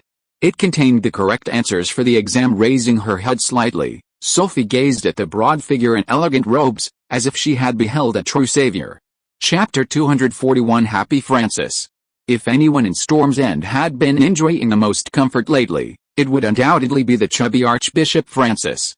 2 months ago, when Master King unleashed his sword in the banquet hall, mowing down a swarm of English soldiers like wheat, Archbishop Francis, in his desperate situation, suddenly burst forth with astonishing resilience. In that moment, his mind was crystal clear. He crouched under the table, taking just 3 seconds to process his situation. Then, he grabbed Marindon, who was beside him, and rushed out. No one knew if this old pervert had deliberately sat so close to the Viking princess. Once outside, Marindon struggled, but the archbishop, who had never fought in a battle, somehow managed to find strength. He knocked the Viking princess unconscious with a single blow and carried her to the remotest servants' quarters of Coldwater Keep. He quickly stripped off his monk's robes, grabbed 2 gray linen tunics, and put them on. He then laid the Viking princess on the bed and slipped under it himself. Indeed, Marindon was the most beautiful woman he had ever seen. But in this moment of life-threatening danger, his mind wasn't on saving a beautiful woman. Instead, he was thinking of using the Viking princess as bait. He could place her in a prominent position so no one would notice him hiding under the bed. On that night, the air thick with the scent of blood, he was extremely curious about who would win the battle outside. But he suppressed his curiosity and didn't even leave the room. Despite his greed and lust, Francis possessed a far more agile mind than most men of his time. A wise man always hedges his bets, and carrying the Viking princess and escaping was the only way to do so. If the English won, he could claim he was saving a valuable hostage. If the Vikings won, he could free the princess and then rely on his reputation as the princess's savior to survive in the Viking city. As a result, the old patriarch, relying on his instincts to survive in times of crisis, became the sole survivor of the 1,500-man English navy. Perhaps his extraordinary ability to survive moved the Holy Lord, or perhaps his repeated attempts to survive, including feigning death, changing clothes, and betraying his master, resulted in a breakthrough. When the war ended, his path of light had unknowingly advanced a level. He was promoted from Sequence 8 choir priest to Sequence 7 burner. This news thrilled the 40-year-old patriarch, speechless. Upon regaining consciousness, he realized his gamble had paid off. A man of insight is a true hero. Seeing Hanshu village filled with wounded, he immediately assumed the role of Holy Light Priest and organized the Holy Lord's followers to rescue the wounded. This series of maneuvers not only saved his life but also transformed him into a favorite of Loki. When Bishop of Light Lawrence followed Loki into Asgard to hunt, he had become the highest-ranking Holy Light Priest in Storm's End. Now, Patriarch Francis had a well-fed stomach and a comfortable life. Don't forget, after Duke Bernard and his 500 shield and axemen perished, a large number of widowed women remained within Storm's End.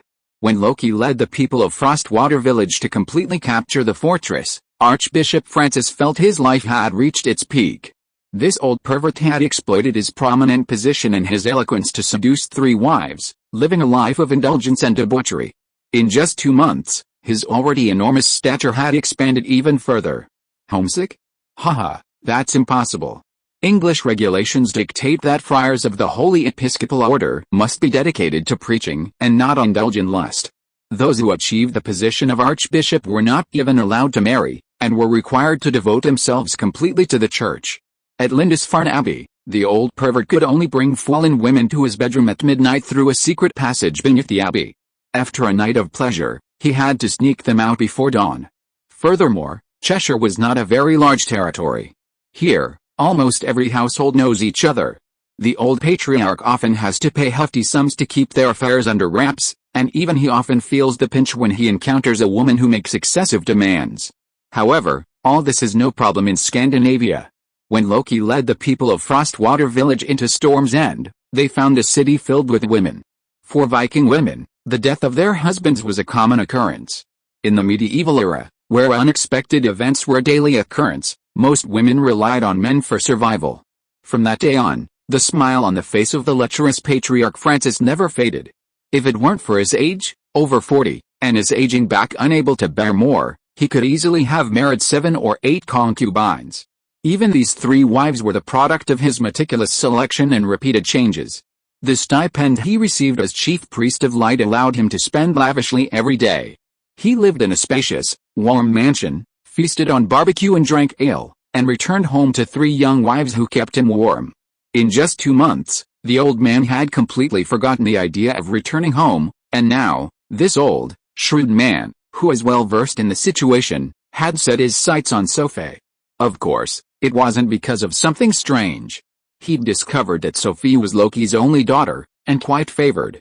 According to the survival habits he'd honed over his years in England, maintaining a relatively close relationship with the children of the lords would inevitably bring him numerous benefits. He had already prepared cheat sheets for the exam, and now, taking advantage of Jerome's back, he slipped them into Sophie's hands. In that moment, Sophie felt that no one in the world could be more lovable than Dean Francis.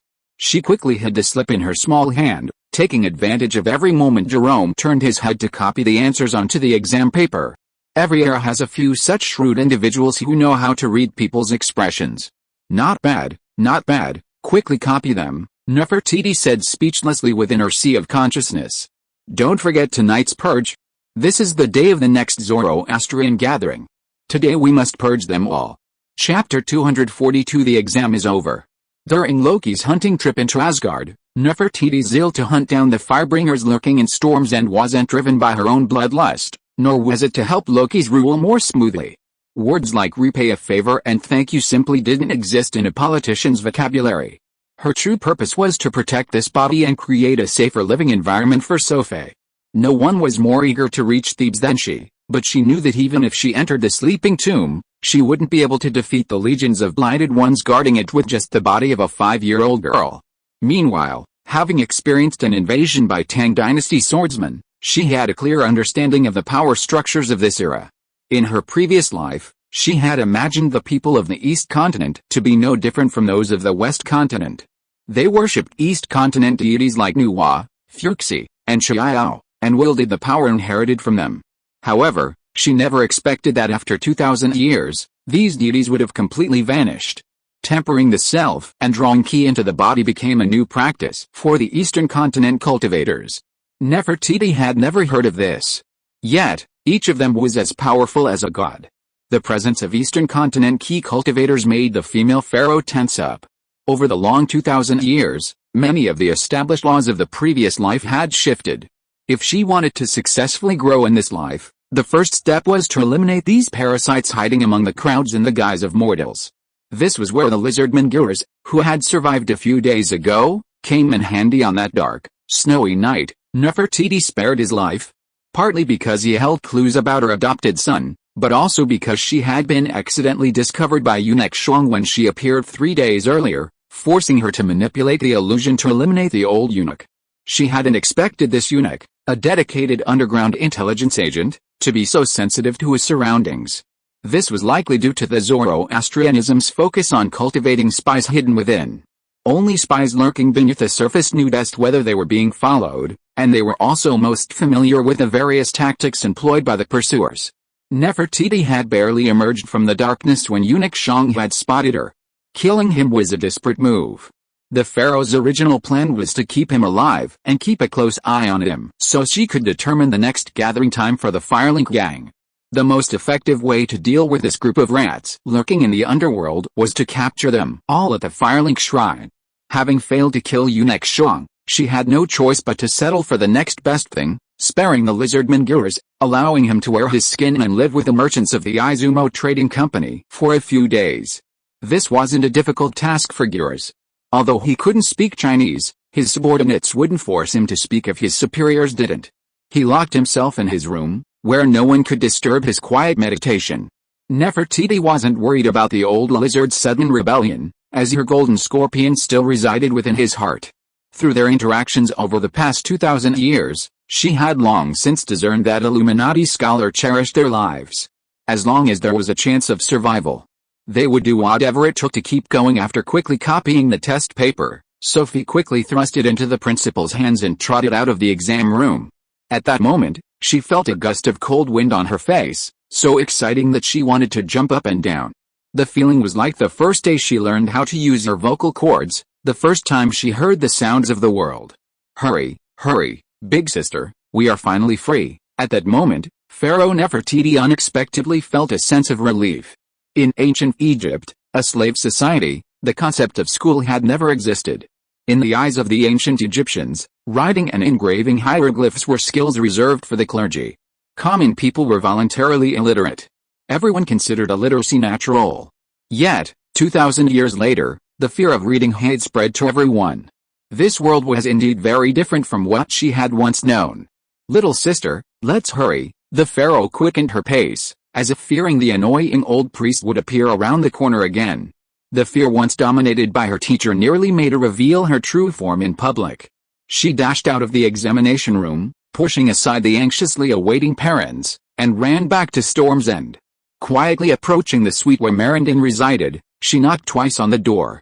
Less than 3 seconds later, the door opened, and the large face of eunuch Shong peeked out from behind.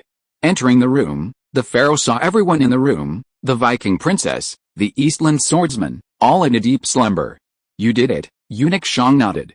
Of course, everyone knew that the person wearing the human skin was the lizard Mr. Gears. How long will they be comatose? At least 3 days, Gears replied calmly. I'm using a potion made from ingredients found in creatures from Asgard. It's very effective, very good, Nefertiti nodded, pulling the scepter of Anubis from her back and tossing it into his hands. Gears then retrieved the imperial seal, which had been taken from eunuch Shong by the Firelink gang a few days earlier, and handed it to Nefertiti. Remember our agreement. Tonight, under the guise of issuing a new mission, you will lead all Firelink gang members to the Firelink sacrifice site. You won't have to worry about anything else, I'll be responsible for the harvest. Don't try to be petty with me. Don't forget, my lovely scorpion still nestles in your heart. No matter what evil intentions you harbor, it can instantly kill you. You can now tell me the information on Tutankhamun. In exchange, I'll give you the scepter of Anubis. The information tells me the scepter is in your hands. Once this purge is complete, you can continue to wear this human skin and live until spring. Wait until next spring and find a boat to escape.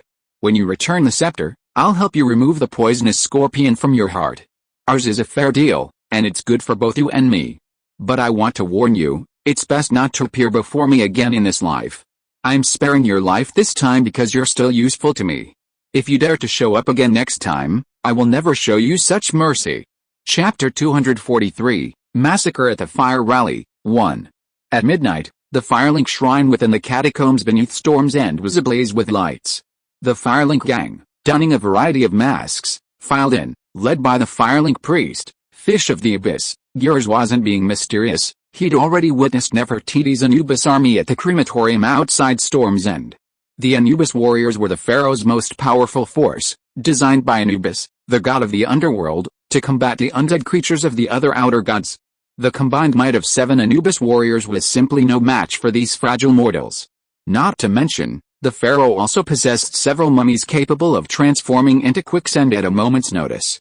In Scandinavia, a Tang dynasty swordsman like eunuch Shong, a foundation establishment stage cultivator, was considered a top-tier warrior. Yet, facing Nefertiti, he died in the darkness without even a cry of alarm. Every single person who entered today will be able to escape the encirclement of the 7 Anubis warriors. This is a foregone conclusion. Gears' prediction was correct. When the fire priest Fish of the Abyss led the fire clan into the venue, Nefertiti had already hidden atop the dragon's skull. In this enclosed space, illuminated only by the flames, no one could detect her. Meanwhile, the 7 Anubis warriors had already lurked in the shadows at the various entrances to the fire clan. These powerful undead creatures require no food or breath. They are slender and clad in pitch black, making them extremely difficult for mortals to detect once they lapse into darkness. To increase their chances of success, the pharaoh also released all the completed mummies. Although mummies are significantly weaker in combat than the Anubis warriors, their concealment capabilities far surpass those of any other undead creature in the world. By this time, the mummy had transformed into wisps of fine sand, floating on the ground and air of the city sewers. If it weren't for their heightened sense of the undead, no one would have noticed that the dust floating in the air could actually form a walking corpse. Sitting at the fire herald, they were surrounded by the female pharaoh. Master Flame Herald, what is the purpose of summoning all the gang members today? Fire Herald Abyssfish asked first. Thanks to the camouflage skills developed by the lizardmen from blending into human society for tens of thousands of years, he didn't notice any difference between the eunuch Shong before him and the last time they met.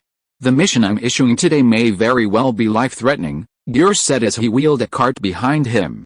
The cart was densely packed with over 20 heavy money bags, containing the gold coins that eunuch Shong had promised to give them all during the previous round of missions. Abyssfish frowned slightly, sensing a sense of discomfiture.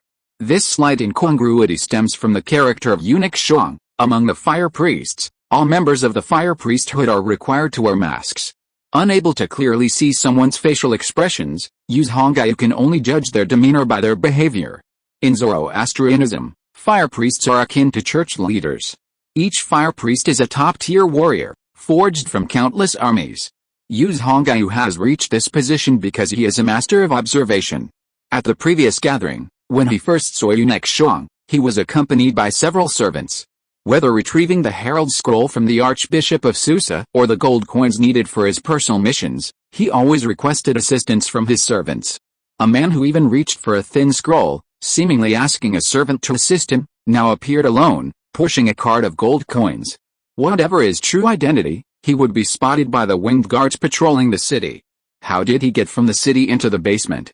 Seeing the Fire Chuan gang members around him approach the carriage, reaching for the gold coins, Hongayu immediately shouted, "Wait!" He quickly walked over to eunuch Shong and stopped them from taking the coins. He had discovered a more serious problem. The old gravedigger, who had accepted the herald's private mission last time, didn't seem to be attending the Fire Chuan gang gathering today. Through long observation, Hongayu was familiar with all of his Fire Chuan gang members. The old gravedigger's main purpose in attending the gathering was to take on some gossip gathering missions to earn some extra money, and he wasn't in the habit of missing out. "Herald, I'm not being rude, but before we hand out the gold coins, shouldn't we first pay the level bonus promised to Aunt Lampshade?" Through his mask, Hongayu gazed at the herald before him, his clear eyes fixed. While this was clearly an act of insubordination in terms of rank, he had to take the risk now. He sensed too many suspicious things about the person before him. In the Firelink Shrine, the most direct way to tell if someone is genuine is to see if they can grant power to other members. All heralds within the fire worship cult should possess this ability. He stared intently into his eyes, trying to detect any sign of panic. Yet, standing before him was indeed Yurith, a man who had lived for 3,000 years. For those 3,000 years, he had lurked in the human world, and unless his life was in jeopardy, he showed no sign of panic. Since the Lord Firelink priest has spoken, very well, come. The washerwoman, who had successfully stolen the imperial seal from within Storm's End, excitedly emerged from the formation and stood before Yurith. She was nearly 50, and unexpectedly, at her age, she had advanced from Sequence 9 to Sequence 7. She had chosen the Ember's path, the path chosen by most mortals. The sole divine power of the chosen ones of the Embers was immortality. Fish in the Abyss commanded all members of the Firelink clan to join hands and form a large circle around the city. This was a ritual performed spontaneously by members of the Firelink Shrine as they increased their strength. However, today, this ordinary ritual took on a different meaning. If the herald before him wasn't the one he'd seen last time, but someone else disguised as one of his own, these 20-plus men would have surrounded him, with an optimal attack range of 5 meters. Even if he were a Tang Dynasty swordsman, surrounded so closely by over 20 chosen ones, there was no chance of escape. If you are listening to this novel on a channel other than Fanfic World, it means it was downloaded and re-uploaded without effort. We warmly invite you to visit our channel, Fanfic World. There you will find the original version of this story and many other novels of various genres. We look forward to seeing you dive into a world of incredible novels. Chapter 244, Massacre at the Fire Rally, 2. Although the Lizardmen and Leviathans were both great old ones who didn't belong to this era, The lizardmen could only disguise themselves as humans and blend in with human society. Of course, Gers couldn't, like the real eunuch Shang, transfer the power of the Cinder King to the old woman before him. He knew his mission today. He was here to kill. As the firebearers gathered around him, golden beetles crawled out of the purses on the unnoticed carriage, dropping to the ground and scurrying towards the firebearers' feet. These insects, disguised as gold coins, were recently crafted by Nefertiti using gold found in eunuch Shang's room and ashes from the crematorium. Ancient Egyptian priests called them gold beetles. They were most effective against mortals or chosen ones of lower sequence level. Golden beetles silently crept through the shadows. When they approached the souls of the fire transmission gang members, they would use their sharp bites to pierce their shoes, first injecting a paralyzing toxin, then looking for an opportunity to burrow beneath their target skin. Thousands of years ago, the Sun Priests of the Temple of the Sun and the Styx Priests of the Temple of Anubis collaborated to develop this invisible killer, modeled after the desert burrowing beetles. After thousands of years of refinement, the golden beetle's toxins now completely avoid triggering human nerves. Therefore, just as the fire transmission gang members noticed their skin swelling, the golden beetles began to bite through their muscles and blood vessels, heading for their intestines and internal organs. Damn it! I knew there was something fishy about this guy. Fire transmission gang members, follow my command, everyone. The abyss fish didn't utter the second half of his command, as swarms of golden beetles burst out of his mouth. Furiously chewing flesh, the insects emerged from his body and began to gnaw at his skin. Damn it! Even if I die, I'll execute you. He endured the excruciating pain and channeled his psychic energy. Amidst the flickering flames, the fish of the abyss transformed from a humanoid form into a swarm of dancing fireflies with a resounding bang. A swarm of gold beetles fell from the sky, and the flaming fireflies sped towards Gers. In the path, all the gold beetles touched by the fireflies burst into flames. This was the most powerful phoenix path, sequence 3, firefly in the Zoroastrianism. Wonderful. I never thought a new god 2,000 years from now could transform a human body into this form, Nefertiti muttered, watching intently. Even new gods like Holy Lord Christ and Lord of Cinder could defeat 100 if their chosen mortal's power reached sequence 3. The Angel of Judgment, Jerome, could soar through the sky wielding a flaming giant sword. He could unleash divine punishment fire at will, instantly inflicting widespread destruction. Meanwhile, the Zoroastrians, who had advanced to sequence 3 through the Phoenix Path, possessed killing techniques no less formidable than those of the Angel of Judgment. At the Firefly sequence, they were practically invincible against their sword-wielding kin. From an offensive perspective, the Fireflies, imbued with abundant psychic fire energy, could instantly incinerate vulnerable mortals upon contact. From a defensive perspective, swords and knives simply couldn't simultaneously strike all the flying fireflies. To escape, he simply had to scatter the scattered insects as much as possible, and eventually, a few would emerge victorious. This combined offensive and defensive transformation was considered masterful by the female pharaoh. After transforming into a ball of fireflies and flying to Gers' side, the fish of the abyss returned to human form. With this transformation, he expelled all the gold bars that had previously burrowed into his body. He pulled a knife from his bosom and aimed it at Gers' neck, just as he was about to plunge it. Unexpectedly, the staff of Anubis in Gers' hand suddenly came to life. The golden dog had opened its mouth to an exaggerated arc, beating him to the punch and biting Gers' neck. Haha, I knew you'd never spare my life, Gers muttered, gazing at the darkness atop the dragon bone. After revealing Tutankhamun's secret, he knew Nefertiti would not let him off easily, for the pharaoh and the Illuminati held an irreconcilable blood feud. 2,000 years ago, he had spent a long time studying under Nefertiti as her apprentice. He knew the pharaoh's temper was even more intense than his adopted son's. The dog had, suddenly awakened from the staff of Anubis, bit his neck with a fierce grip. He could feel the thick aura of death flowing into his body. Simultaneously, the golden scorpion perched on his heart began injecting an neurotoxin into his heart. When all the firelinkers gathered at the firelink sacrifice, he knew his final moments were approaching.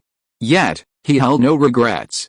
As a mister, he had successfully stalled for time, having accomplished all he could. He feared he would never witness his people's dream of piloting the Leviathan and traversing the universe. The events unfolding before his eyes completely bewildered fish in the abyss. The cries of pain echoed from the firelinkers. After all, in the entire firelink sacrifice of Storm's End, he was the only one who had reached sequence 3, and the only one who lacked a goldworm within him. With trembling hands, he gripped his dagger tightly. Just as he was about to plunge it into Gyr's suddenly reached out and grasped the tip of his blade. "Brother, I am not your enemy, your true enemy. You are powerless to defeat them.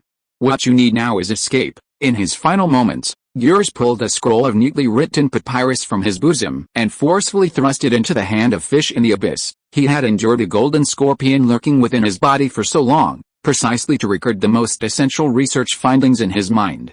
At this point, he didn't know if his Fish of the Abyss abilities would allow him to escape the Pharaoh's clutches. But he knew this young man, a complete stranger, was his only hope. "Keep these papers, and then do whatever it takes to escape. After escaping the Vikings, return to Jerusalem and find Archbishop Success.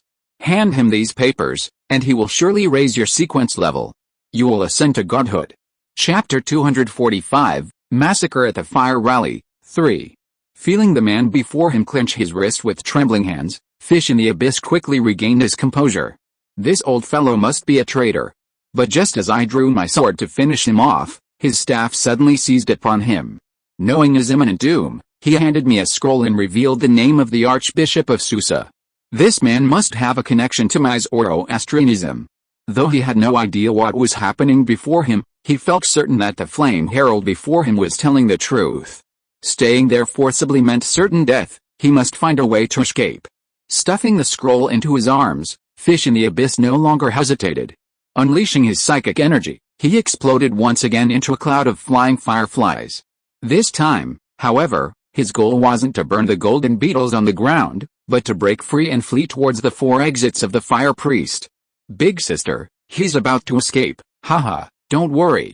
If the Anubis warriors we've painstakingly crafted can't even handle a single chosen one, then they're truly useless." Delicately descending from the keel, the female pharaoh stepped past the wailing, anguished members of the firebearers and arrived at Gyrs' side. With a gentle snap of her fingers, his chest burst open, and a golden scorpion emerged. It effortlessly leaped onto the golden armband on her left arm, solidifying into a golden venomous scorpion. Wiping the blood from the scorpion, Nefertiti crouched and thrust her hand into Gyrs' chest.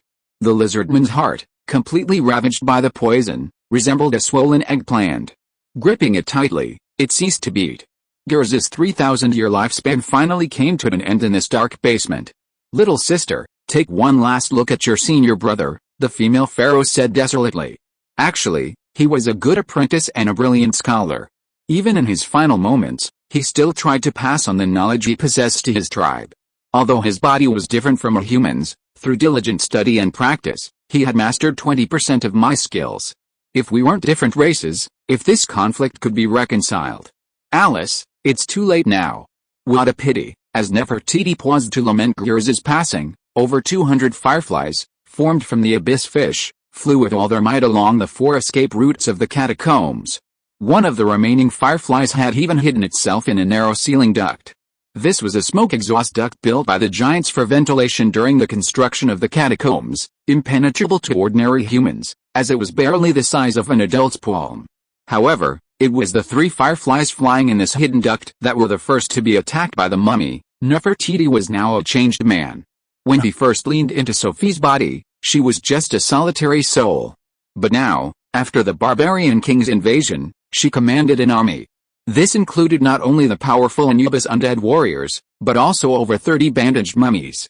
While these mummies weren't particularly powerful, they could transform themselves into sand at any moment, either flowing on the ground or floating in the air. They were formidable opponents for mortals. While the firefly sequence's chosen ones possessed both offensive and defensive prowess, the undeniable fact was that these airborne insects were not very fast.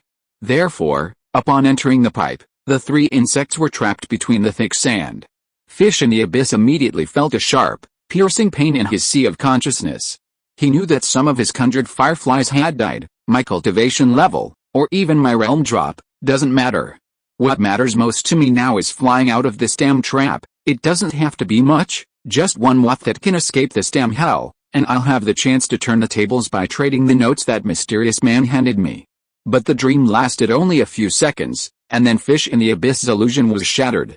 He discovered that each passageway was guarded by a slender, pitch-black figure.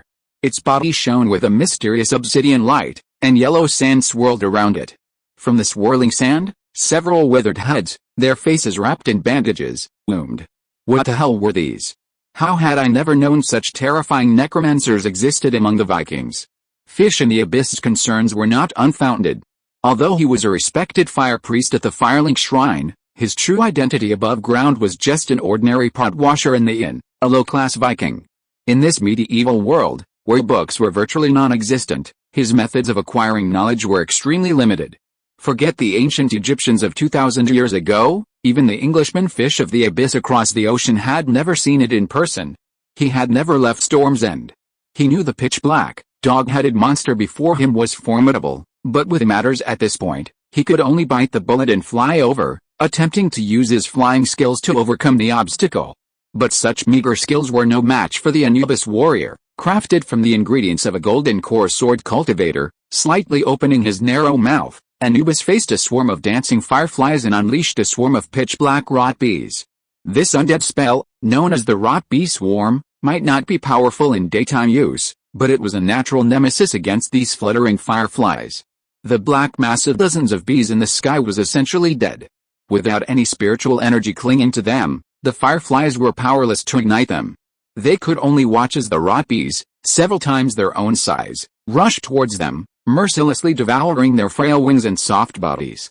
Dozens of feeble flames died instantly, as if a basin of icy black water had been poured upon them. When all the fireflies in the 4 passages had perished, the last one to die fell to the ground, reverting to its form as a fish in the abyss. His true form was now gray, and from the outside, it looked as if his lifespan had dwindled from a teenager to a frail old man. Sure enough, this world is no different from 2,000 years ago. The greater the power the gods grant you, the greater the price you must pay. These dancing fireflies appear to be both offensive and defensive, but with each one that dies, a lifespan is consumed. Nefertiti shook her head slightly and pulled from his bosom the scroll that the lizard Mindurs had finally handed him. Chapter 246. Everyone died suddenly. Sir, please help us. Yes, sir, my husband is the pillar of our family of 4. This autumn, both of my sons died. Only my elderly master is still working. Without him, how will we survive? Yes, sir, both of my dishwashers have vanished. You must help us find them. Cardinal, in the meeting hall of Storm's End, Jerome sat on the left, Wenzhov on the right, staring at each other in confusion, completely baffled as to how such a thing could have happened in this city. In the bitter cold, with temperatures dropping to -30 degrees Celsius, over 20 residents ran away from their warm homes at midnight and remained absent all night.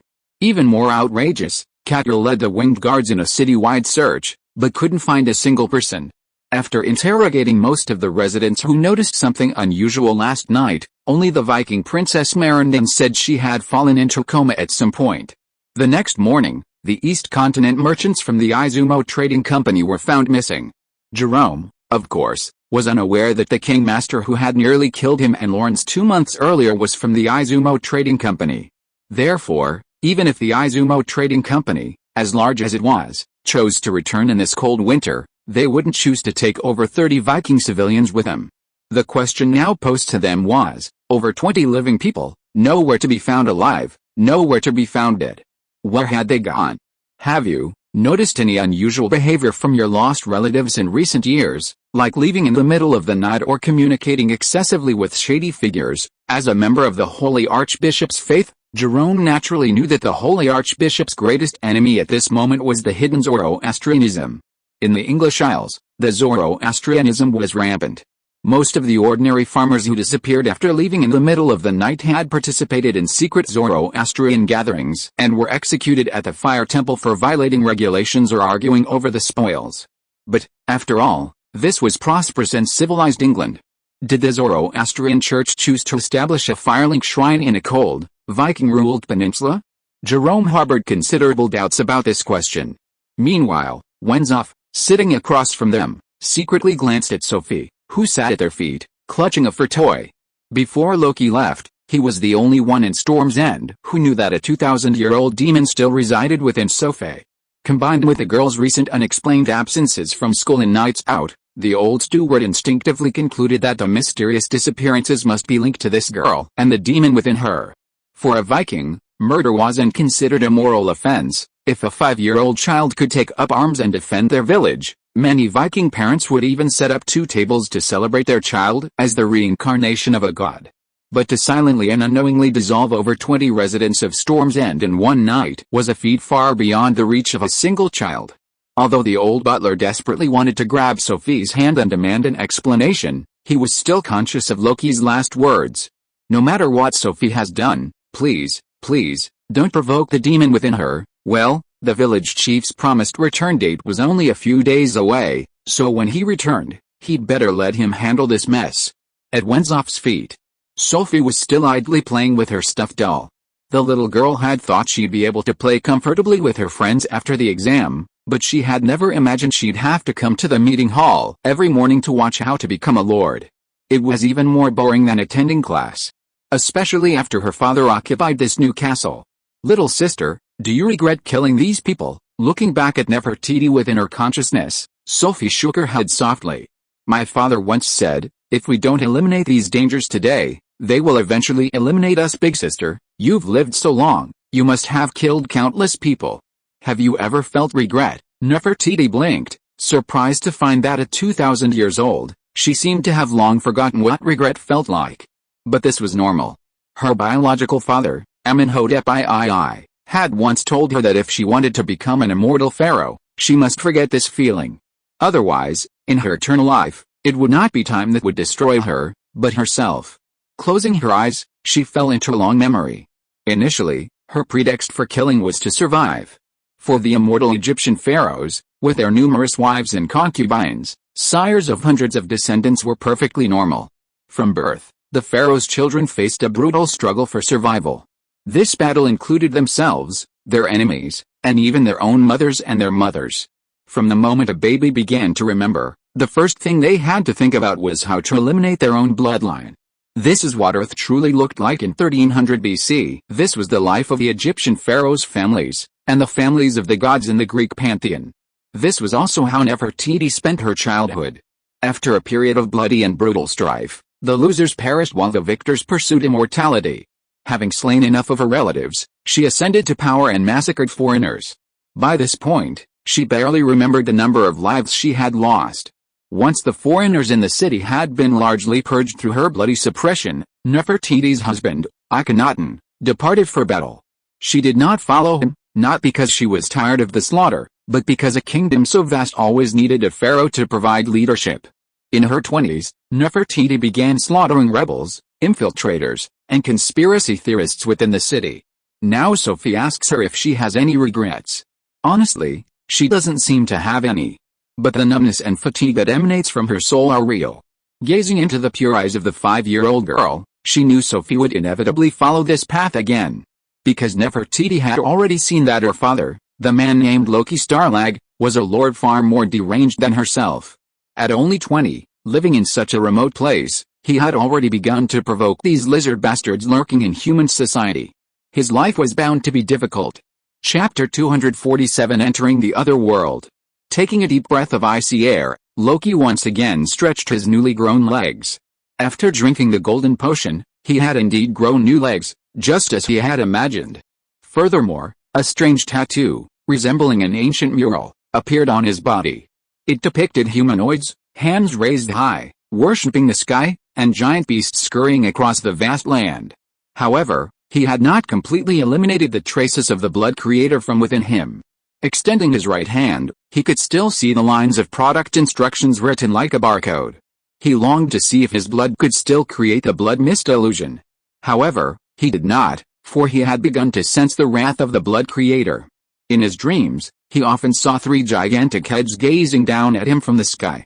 They reached out to grab him, but they were unable to truly reach his body. So, Loki's deduction was essentially correct. The blood creator wanted to pull him into the petri dish. If he had not swallowed the ancient god's inner elixir himself, he would have to pass through the blood mist illusion. As long as he didn't generate blood mist, they couldn't do anything to him. Secondly, even during the day, he often heard the Crimson Creator whispering in an eerie tone he couldn't understand. No one likes an unknown god constantly mumbling in their ear. Not even Loki. Just as he was about to conclude this expedition and return to the city, a bold idea suddenly occurred to him. This idea stemmed from 2 factors. First, the old lizard Salavan, transformed into a light giant, was still alive after being pinned to the ground and doused with several basins of cold water. However, he had become old and weak. The immortal power that the lizardman had cultivated over 200 million years of evolution had completely vanished from his body. Like an eggplant hit by frost, he had given up all resistance. In recent conversations, he only hoped that Loki would spare him and allow him to bring his research results back to his tribe. He promised Loki that his fellow Illuminati would reward him handsomely. Our guild is powerful beyond your imagination. We are wealthier than the French, the Tang, and even many of the outer gods. The wealth of the Illuminati is beyond the comprehension of a mere country lord like you. These were Sullivan's exact words too. The satyr drank the last remaining vial of the golden potion. Ever since reading the saga book, where he learned that the potion, crafted from decaying animals found in the dungeon, only grants a lifespan of 10 to 15 years, Loki has felt a pang of resentment. Among the Vikings, only warriors like Adhe the Seer or Duke Bernard, who awakened their powers through battle, could achieve a lifespan exceeding 40 years. Of the 10 brothers who initially accompanied him on his adventures, 3 perished in the explosions, leaving the remaining 7 alive. These brothers, who grew up with Loki, formed his most solid team and the only ones he could trust unconditionally in this cold, alien world. If there was a way to extend the lives of his brothers, who were only supposed to live for 10 years, he would do everything in his power to help them achieve it. Loki's solution was a potion he'd retrieved from the inner walls of the city. After the lizardman drank the potion, the blood of the Great Old One, the Light Giant, was activated. If he hadn't consumed only a third of the remaining potion, his Light Giant form would have been enough to single-handedly destroy Loki's entire army. After drinking the potion, Loki awakened the thin boiling bloodline within him and greatly suppressed the divine power of the Crimson Apostle, successfully provoking the wrath of the bloody creator. As far as we know, the 2 men are at least not in danger. As a trial, Loki had his brother Satyr drink the 3rd bottle of the golden potion. The next day, he was reduced to a powerless mortal. The golden potion had successfully washed away the divine power that had evolved from consuming the potion of the corrupted monster.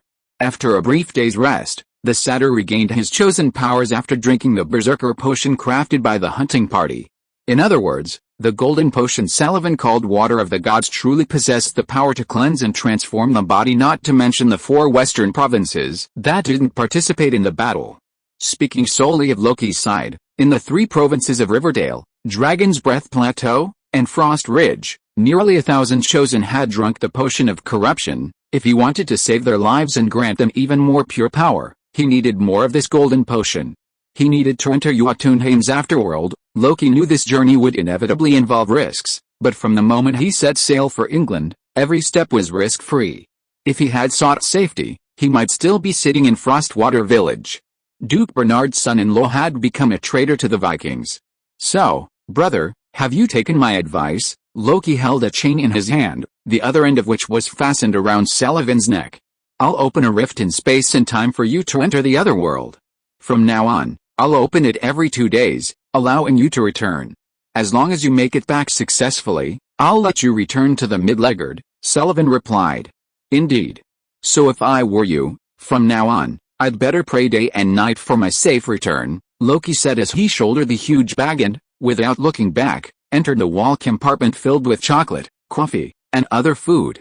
But, my lord, the lizardman added at the last moment of his entry, since I discovered this rift in space and time, I've only ever delivered supplies. I've never sent letters or anything like that to the other world. I'm not entirely sure whether you can make it to the other world alive. Haha, Loki chuckled softly, pulled him to the edge of the wall, and pointed to the large lake at the corner. Do you see that lake? The lizardman nodded. I know you're hard to kill. But that's alright. If I die, my companions will bind your hands and legs with the strongest animal sinew, then tether you to a stone and throw you into the lake. If you haven't evolved gills, you'd better use all your strength. I hope I don't die on the way. The old lizard was so frightened that he didn't even notice the lake across from him. After more than 200 years in Jotunheim, he didn't even know the depth of that tranquil lake. If you were pressed under the heavy stone into the dark, gloomy waters, immortality would become an unbearable torture. Seeing the old lizard nod vigorously, the satyr released his hands from their pins. Loki, carrying his heavy bundle, walked into the city wall. There was a blinding flash of light. When he opened the door again, his figure was gone. Chapter 248 Hell number 025. What would it be like for a tribe imprisoned in a special prison? What would they eat and use? How was the mysterious golden potion made? Would these people, like the prisoners he'd encountered before, be shackled and confined to cramped cells for long days? Loki had no idea how one group of gods could imprison another. All he knew was that in Norse mythology, the frost giants, after losing the war against the Aesir, were forever exiled to the bitter cold land of Jotunheim. There was no sentence, no punishment. Before entering, he'd imagined it would be as filthy as the caves at the base of the sacred mountain, where decaying monsters were imprisoned.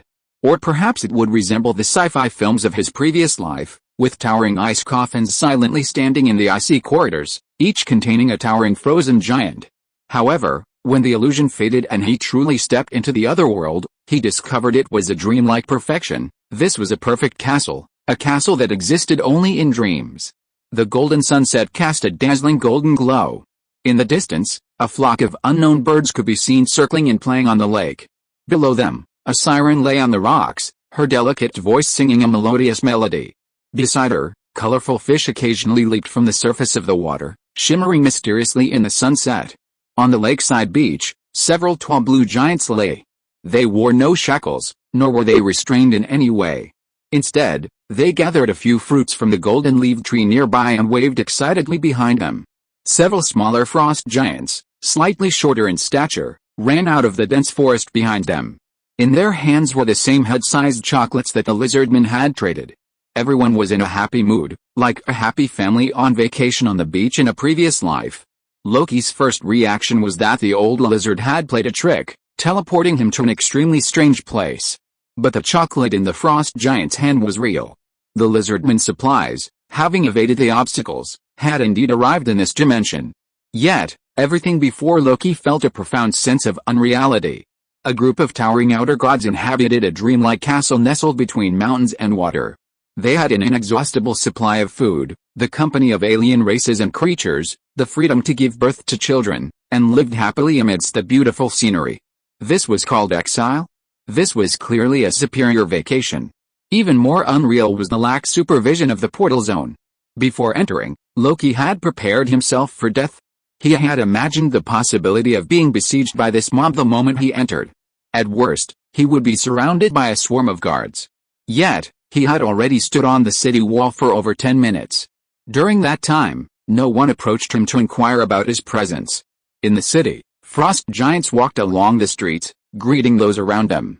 Standing atop the city walls, Loki could see groups of residents dressed in the coarse robes of human farmers.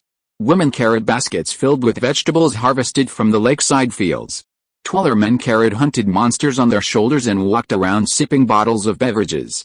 Everyone appeared relaxed and content. Only a crowned frost giant stood atop the city walls. He gazed solemnly ahead, his eyes shrouded in deep worry. Oh my goodness, I never thought that after nearly 10,000 years, a human would actually teleport through the portal. Haha. Don't worry, we won't harm you, I'm telling you, we all love the food you sent us. It's all rare treats not found in our little world. The children will love it. Loki stared in astonishment at the frost giant who had spotted him on the street. He had always believed that the gods were full of hostility towards humans. They always held a condescending air, surveying the puny human race from high above. Humans must offer sacrifices and pray day and night for the gods to bestow even the slightest blessing. Of course, there were other gods, similar to the bloody creator, who treated humanity and all creatures on earth as guinea pigs for study. Even the more virtuous, like the canonized Christ and the Quetzalcoatl of the New World, treated humans more as mere tools, exploiting them to achieve their own ends. This goes without saying for old ones like the lizardmen, who, disguised as humans, secretly ruled the world through secret societies. However, the friendly, family-like frost giants before him completely shattered Loki's stereotype of the gods. Let alone the aloof gods, these gods were far more welcoming and gentle than many humans of the Middle Ages. If I remember correctly, thousands of years ago, when the frost giants and dragons ruled Scandinavia, it was Olaf the Bloody Conqueror who led the boiling blood warriors to drive the giants from the human world back to Asgard. It's not logical that they should be so gentle to humans. What exactly is going on in this strange prison? Why is everything before me so terrifying? The word horrifying truly captured Loki's mind. Since entering the other world, Everything he had seen bore no resemblance to his initial expectations. Swallowing back his fear, Loki opened his mouth and asked his first question. "Everyone, can you get out of here?" This was his biggest question. After entering the other world, everything before him didn't feel like a prison at all. If he had to compare it, it felt more like a 7-star Nordic resort, the kind of place where people had been presidents, slept with young models, and earned hundreds of millions of dollars. A wealthy retirement home where they finally return home in glory, spending billions to buy a castle and live out their days. If they can leave, then the legends of Norse mythology from the previous life are false. The frost giants didn't lose the war with the Aesir. Perhaps they simply experienced a change of heart, choosing a more peaceful life, or perhaps this is Universe 025, created by John Calhoun? Chapter 249. You are from space. Rats and humans are both mammals. Both are highly social and gregarious. Sociologists and anthropologists often use rats in research and experiments to predict the real-world behavior humans might experience in society. Among these social experiments using rats, the most famous is Universe 025, created by John Calhoun and his team. In 1968, sociologist John Calhoun led a team in Maryland, USA. He constructed a large wooden box measuring 2.6 meters long, wide, and 1.3 meters high as a home for 4 male and 4 female rats. This box was meticulously isolated from all fungi and viruses and provided with food and clean water 24/7. The rats could reproduce unchecked, and Calhoun's team would provide them with sufficient supplies for survival, regardless of the population limit. In short, this was a rat utopia. According to Calhoun's team's pre-experimental assumptions, the rat population in this utopia could sustain around 4,500 for nearly 500 years. However, to everyone's surprise, just 5 years later, the last rat living in Universe 025 committed suicide. In those 5 years, the rat population never exceeded 2,000. Universe 025 offers 2 lessons. First, hunting can only physically destroy a species, but it actually fuels its spirit. Those that survive the massacre will evolve at a rate unimaginable to humans, becoming increasingly invincible. Second, conversely, the best way to completely destroy a species' soul is to keep it captive. Provide it with everything it needs. This will quickly erode its inherent rebellious spirit and fighting spirit, while the inherent self-destructive tendencies inherent in all living things will be unleashed. In a community of absolute comfort, men gradually weaken into a delicate and frail state, while women become lazy and seek every possible way to avoid labor. They become unwilling to reproduce, unwilling to work, and unwilling to even do simple tasks like chewing food. The enthusiastic group of frost giants didn't answer Loki's question. Instead, they led him to a strange fountain in front of the palace. At the fountain's summit, the golden rays of the sun were channeled through a 6-dimensional prism, transforming droplets of golden liquid into a stream. These drops fell into the fountain, where a towering frost giant stood beside it. Beside him stood what seemed to be his wife, children, and close friends. Each wore a smile of calm, yet strangely kind, and they gazed upon him with a look that bordered on pity. "Henry, my brother, have you truly decided to leave us?" "Yes, my lord. I've had enough of these peaceful days. I want to go out for a walk and stretch my muscles. In a few years, I'll return to visit you all with my adventures and plenty of stories to tell. Oh, my Henry, you must know that none of our compatriots who have left their homeland in the past 100 years have returned. Are you truly determined to abandon us?" The frost giant nodded vigorously. Then, amid the eerie singing of those around him, he filled a horn with a cup of golden potion from the fountain and, raising his head, drank it all in one gulp. His form quickly paled, dwindled, and finally transformed into a shadowy form, vanishing from sight. "What a wicked plot," Loki muttered uncontrollably as he saw the shadowy form. The scene unfolding before him made him fully understand the workings of this prison. This was a hell of hope even darker than Universe 025. In Universe 025, created by Dr. John, mice have a vast living space, with nearly unlimited food and water, allowing them to reproduce unchecked. However, there's one task they can't accomplish: escaping from the 2.6 meter square, 1.3 meter high wooden box. After a while, they inevitably begin to believe they're trapped in a cage and rebel. However, this cage imprisoning the frost giants is different. It actually offers them an escape. Throughout history, rulers have sought to use cages to confine their subjects and force them into labor. Starting in 4000 BC, The pharaohs of ancient Egypt employed this method. They shackled their subjects, fed them a daily bowl of porridge, and used force to coerce them into service. Yet, 6,000 years later, in the prosperous civilization of the 21st century, have human life truly changed? The shackles that once clasped wrists and necks have become exquisite houses. The daily ration of gruel has been replaced by monthly cash payments.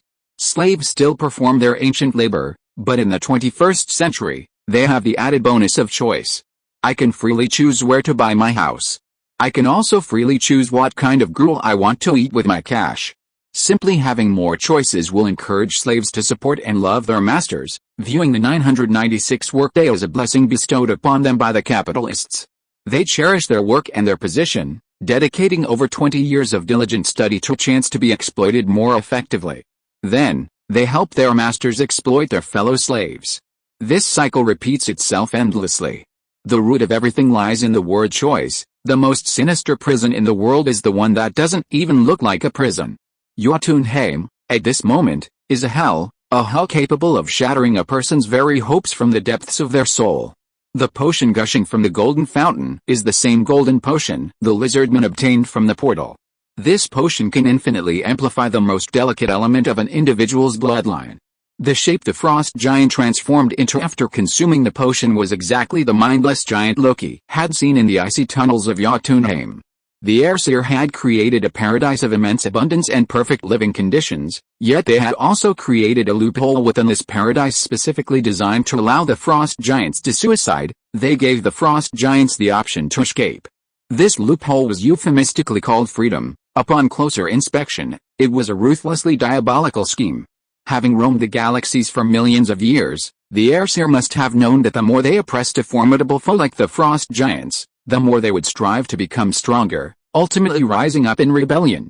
However, using this boiling frog in warm water method of rich cultivation would not only quickly extinguish their desires for revenge and progress, but for those individuals within the tribe who had awakened their free will, they could use the golden potion to activate the few remaining inferior genes in their bloodlines, transforming them into mindless wandering giants and exiling them to the surface world. They had indeed regained their freedom. The Aesir hadn't deceived them on this point. A paradise where one could lie freely, without feeling constrained or uncomfortable at all.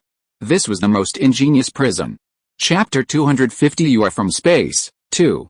In a previous life, in a world-famous book, Loki had read these words: to lose humanity, one loses much; to lose animality, one loses everything. At this moment, the frost giants, all smiling easily, looked to him like cartoons from a children's education channel. Everyone was kind and friendly. But this scene brought him no comfort, only deep fear. Perhaps the only person he could turn to now was the worried frost giant king atop the city wall. This was the only person he had seen without a smile since entering the other world. 10 minutes later, he was standing before him. While wandering through the surface world, he had come to the throne hall of the frost giant castle. He had seen 5 thrones there. But now, the middle and right thrones were empty. Only the leftmost throne sat a withered king. He was very old. A rusted golden crown rested on his head, and he wore armor riddled with holes from the corrosion of time. In appearance, this was the only frost giant in the underworld who resembled the exile. Loki stood at his feet, level with his calves. Perhaps feeling that holding his head high to talk was too tiring, the frost giant behind him gently grasped him and placed him on a round table forged from science slate. Standing at the round table, he saw the giant king's face for the first time. He was an old man, barely recognizable as a human. Upon seeing this man's face, Loki knew that his biggest goal in entering the underworld was likely unattainable. However, since he was already here, he decided to give it a try. He untied the straps from his shoulders and lowered the red stone sculpture. It was the blood-red stone statue he had found in the sunken city. "My venerable king, you once lived in my homeland, so we speak the same language," Loki said bluntly. "This time, I entered Jotunheim through the rift created by my people to provide you with a gateway of escape." At the word escape, the old giant pricked up his ears and leaned forward, his massive head almost as long as Loki's height. He stood upright and pulled the blood sacrifice seal from his coat pocket. Within the Leviathan's belly, Feng-Huzi had told him that this was the blood sacrifice seal for entering another city of the Blood Creator. And within that city, the Blood Creator clan surviving. Hearing this, Loki immediately recalled the scene of the corpses of the divine beasts he had seen when he descended from mid-air after swallowing the ancient god's inner elixir. Landing at the end of the canyon, he saw 3 gods standing above a sea of blood, and behind them, a vast city towering over the endless sea of blood. Gu Changqing once mentioned that the rulers of the blood creator lineage wouldn't venture out to perform menial tasks, they likely resided in the vast city above the sea of blood. Loki felt that the entry point to this city was most likely the blood sacrifice Sylfing Huzi had given him. In his imagination, the frost giants imprisoned in the other world, like the vicious thugs in their previous life's prison, would spare no effort to break free at the first opportunity. If that were true, he could open a portal into the city, allowing these frost giants, filled with surging fighting spirit, to engage the blood creator on the other side in a decisive battle. If the frost giants prevailed, they would eliminate the blood creator's troubles and forever free themselves from the control of these ancient gods. And if the blood creator lineage prevailed, that wouldn't matter either. All the resources within the prison, including the golden potion they possessed, would be theirs. It's true that many things in life don't always go according to plan. Despite meticulous planning, Loki never imagined the frost giants of the other world would have become so. Simply put, they were useless. Now, let alone the Scarlet Creator, Loki doubted even his own hunting party could easily slaughter them. These people were essentially no different from pigs waiting to be slaughtered in a cattle shed in the dead of winter. Human, you've seen the answer you sought, haven't you? The era of the frost giants is over. Imprisoned in this prison for nearly 10,000 years, through 10 generations of continuous degeneration and decay, we have all silently become something we could never imagine. If you humans are our final destination, come on, they won't resist. Hearing these words, Loki felt a deep sorrow. The winners and losers are commonplace in human society, but when applied to the races of the universe, a brutal campaign of extermination is constantly underway in this dark and profound void. This imprisonment of the enemy, raising them like pigs, is perhaps the most brutal of all methods of extermination. For gods capable of escaping between galaxies and stars, it's the most effective.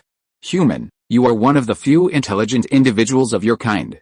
I sense the presence of the Crimson Apostle in you, but you've consumed Aqua Regia, washing away much of that bloodline. I sense that horrifying scent again. Old man, have you ever seen the Vikings? Were the frost giants who once ruled Scandinavia truly driven away by the Vikings? The old giant king nodded slowly. Scandinavia, it means warm land and giant. I never imagined we would be defeated by a bunch of dwarf outer gods. We've lost our home, and with it, everything, outer gods. Could it be that humans also didn't originate from Earth? Could it be that the lizardmen and leviathans are the masters of this world? Like a sudden thunderclap in his mind, Loki began to rapidly integrate all the knowledge in his brain. First, the vast quantities of dinosaur bones buried beneath the earth reveal that 200 million years ago, Earth was ruled by these enormous beasts. This is an undeniable fact. If the lizard people murals within the obsidian pyramid are not imaginary, then the light giants used the blood of the dinosaurs and the light giants themselves to transform them into new species. This new species is the lizard people. Lizard people and leviathans have indeed survived far longer than humans. This raises a question that has eluded humanity for millennia. Where did humanity originate? Countless scholars have attempted to explain this using theories of evolution, mutation, theology, and even science fiction.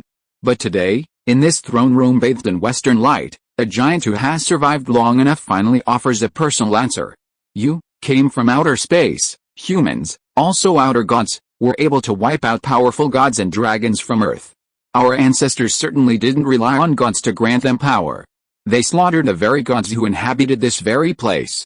What did they experience? How did it become what it is today? End of this chapter. Thank you so much for reading until the end. Don't forget to give it a like. Looking for more exclusive content and immediate access?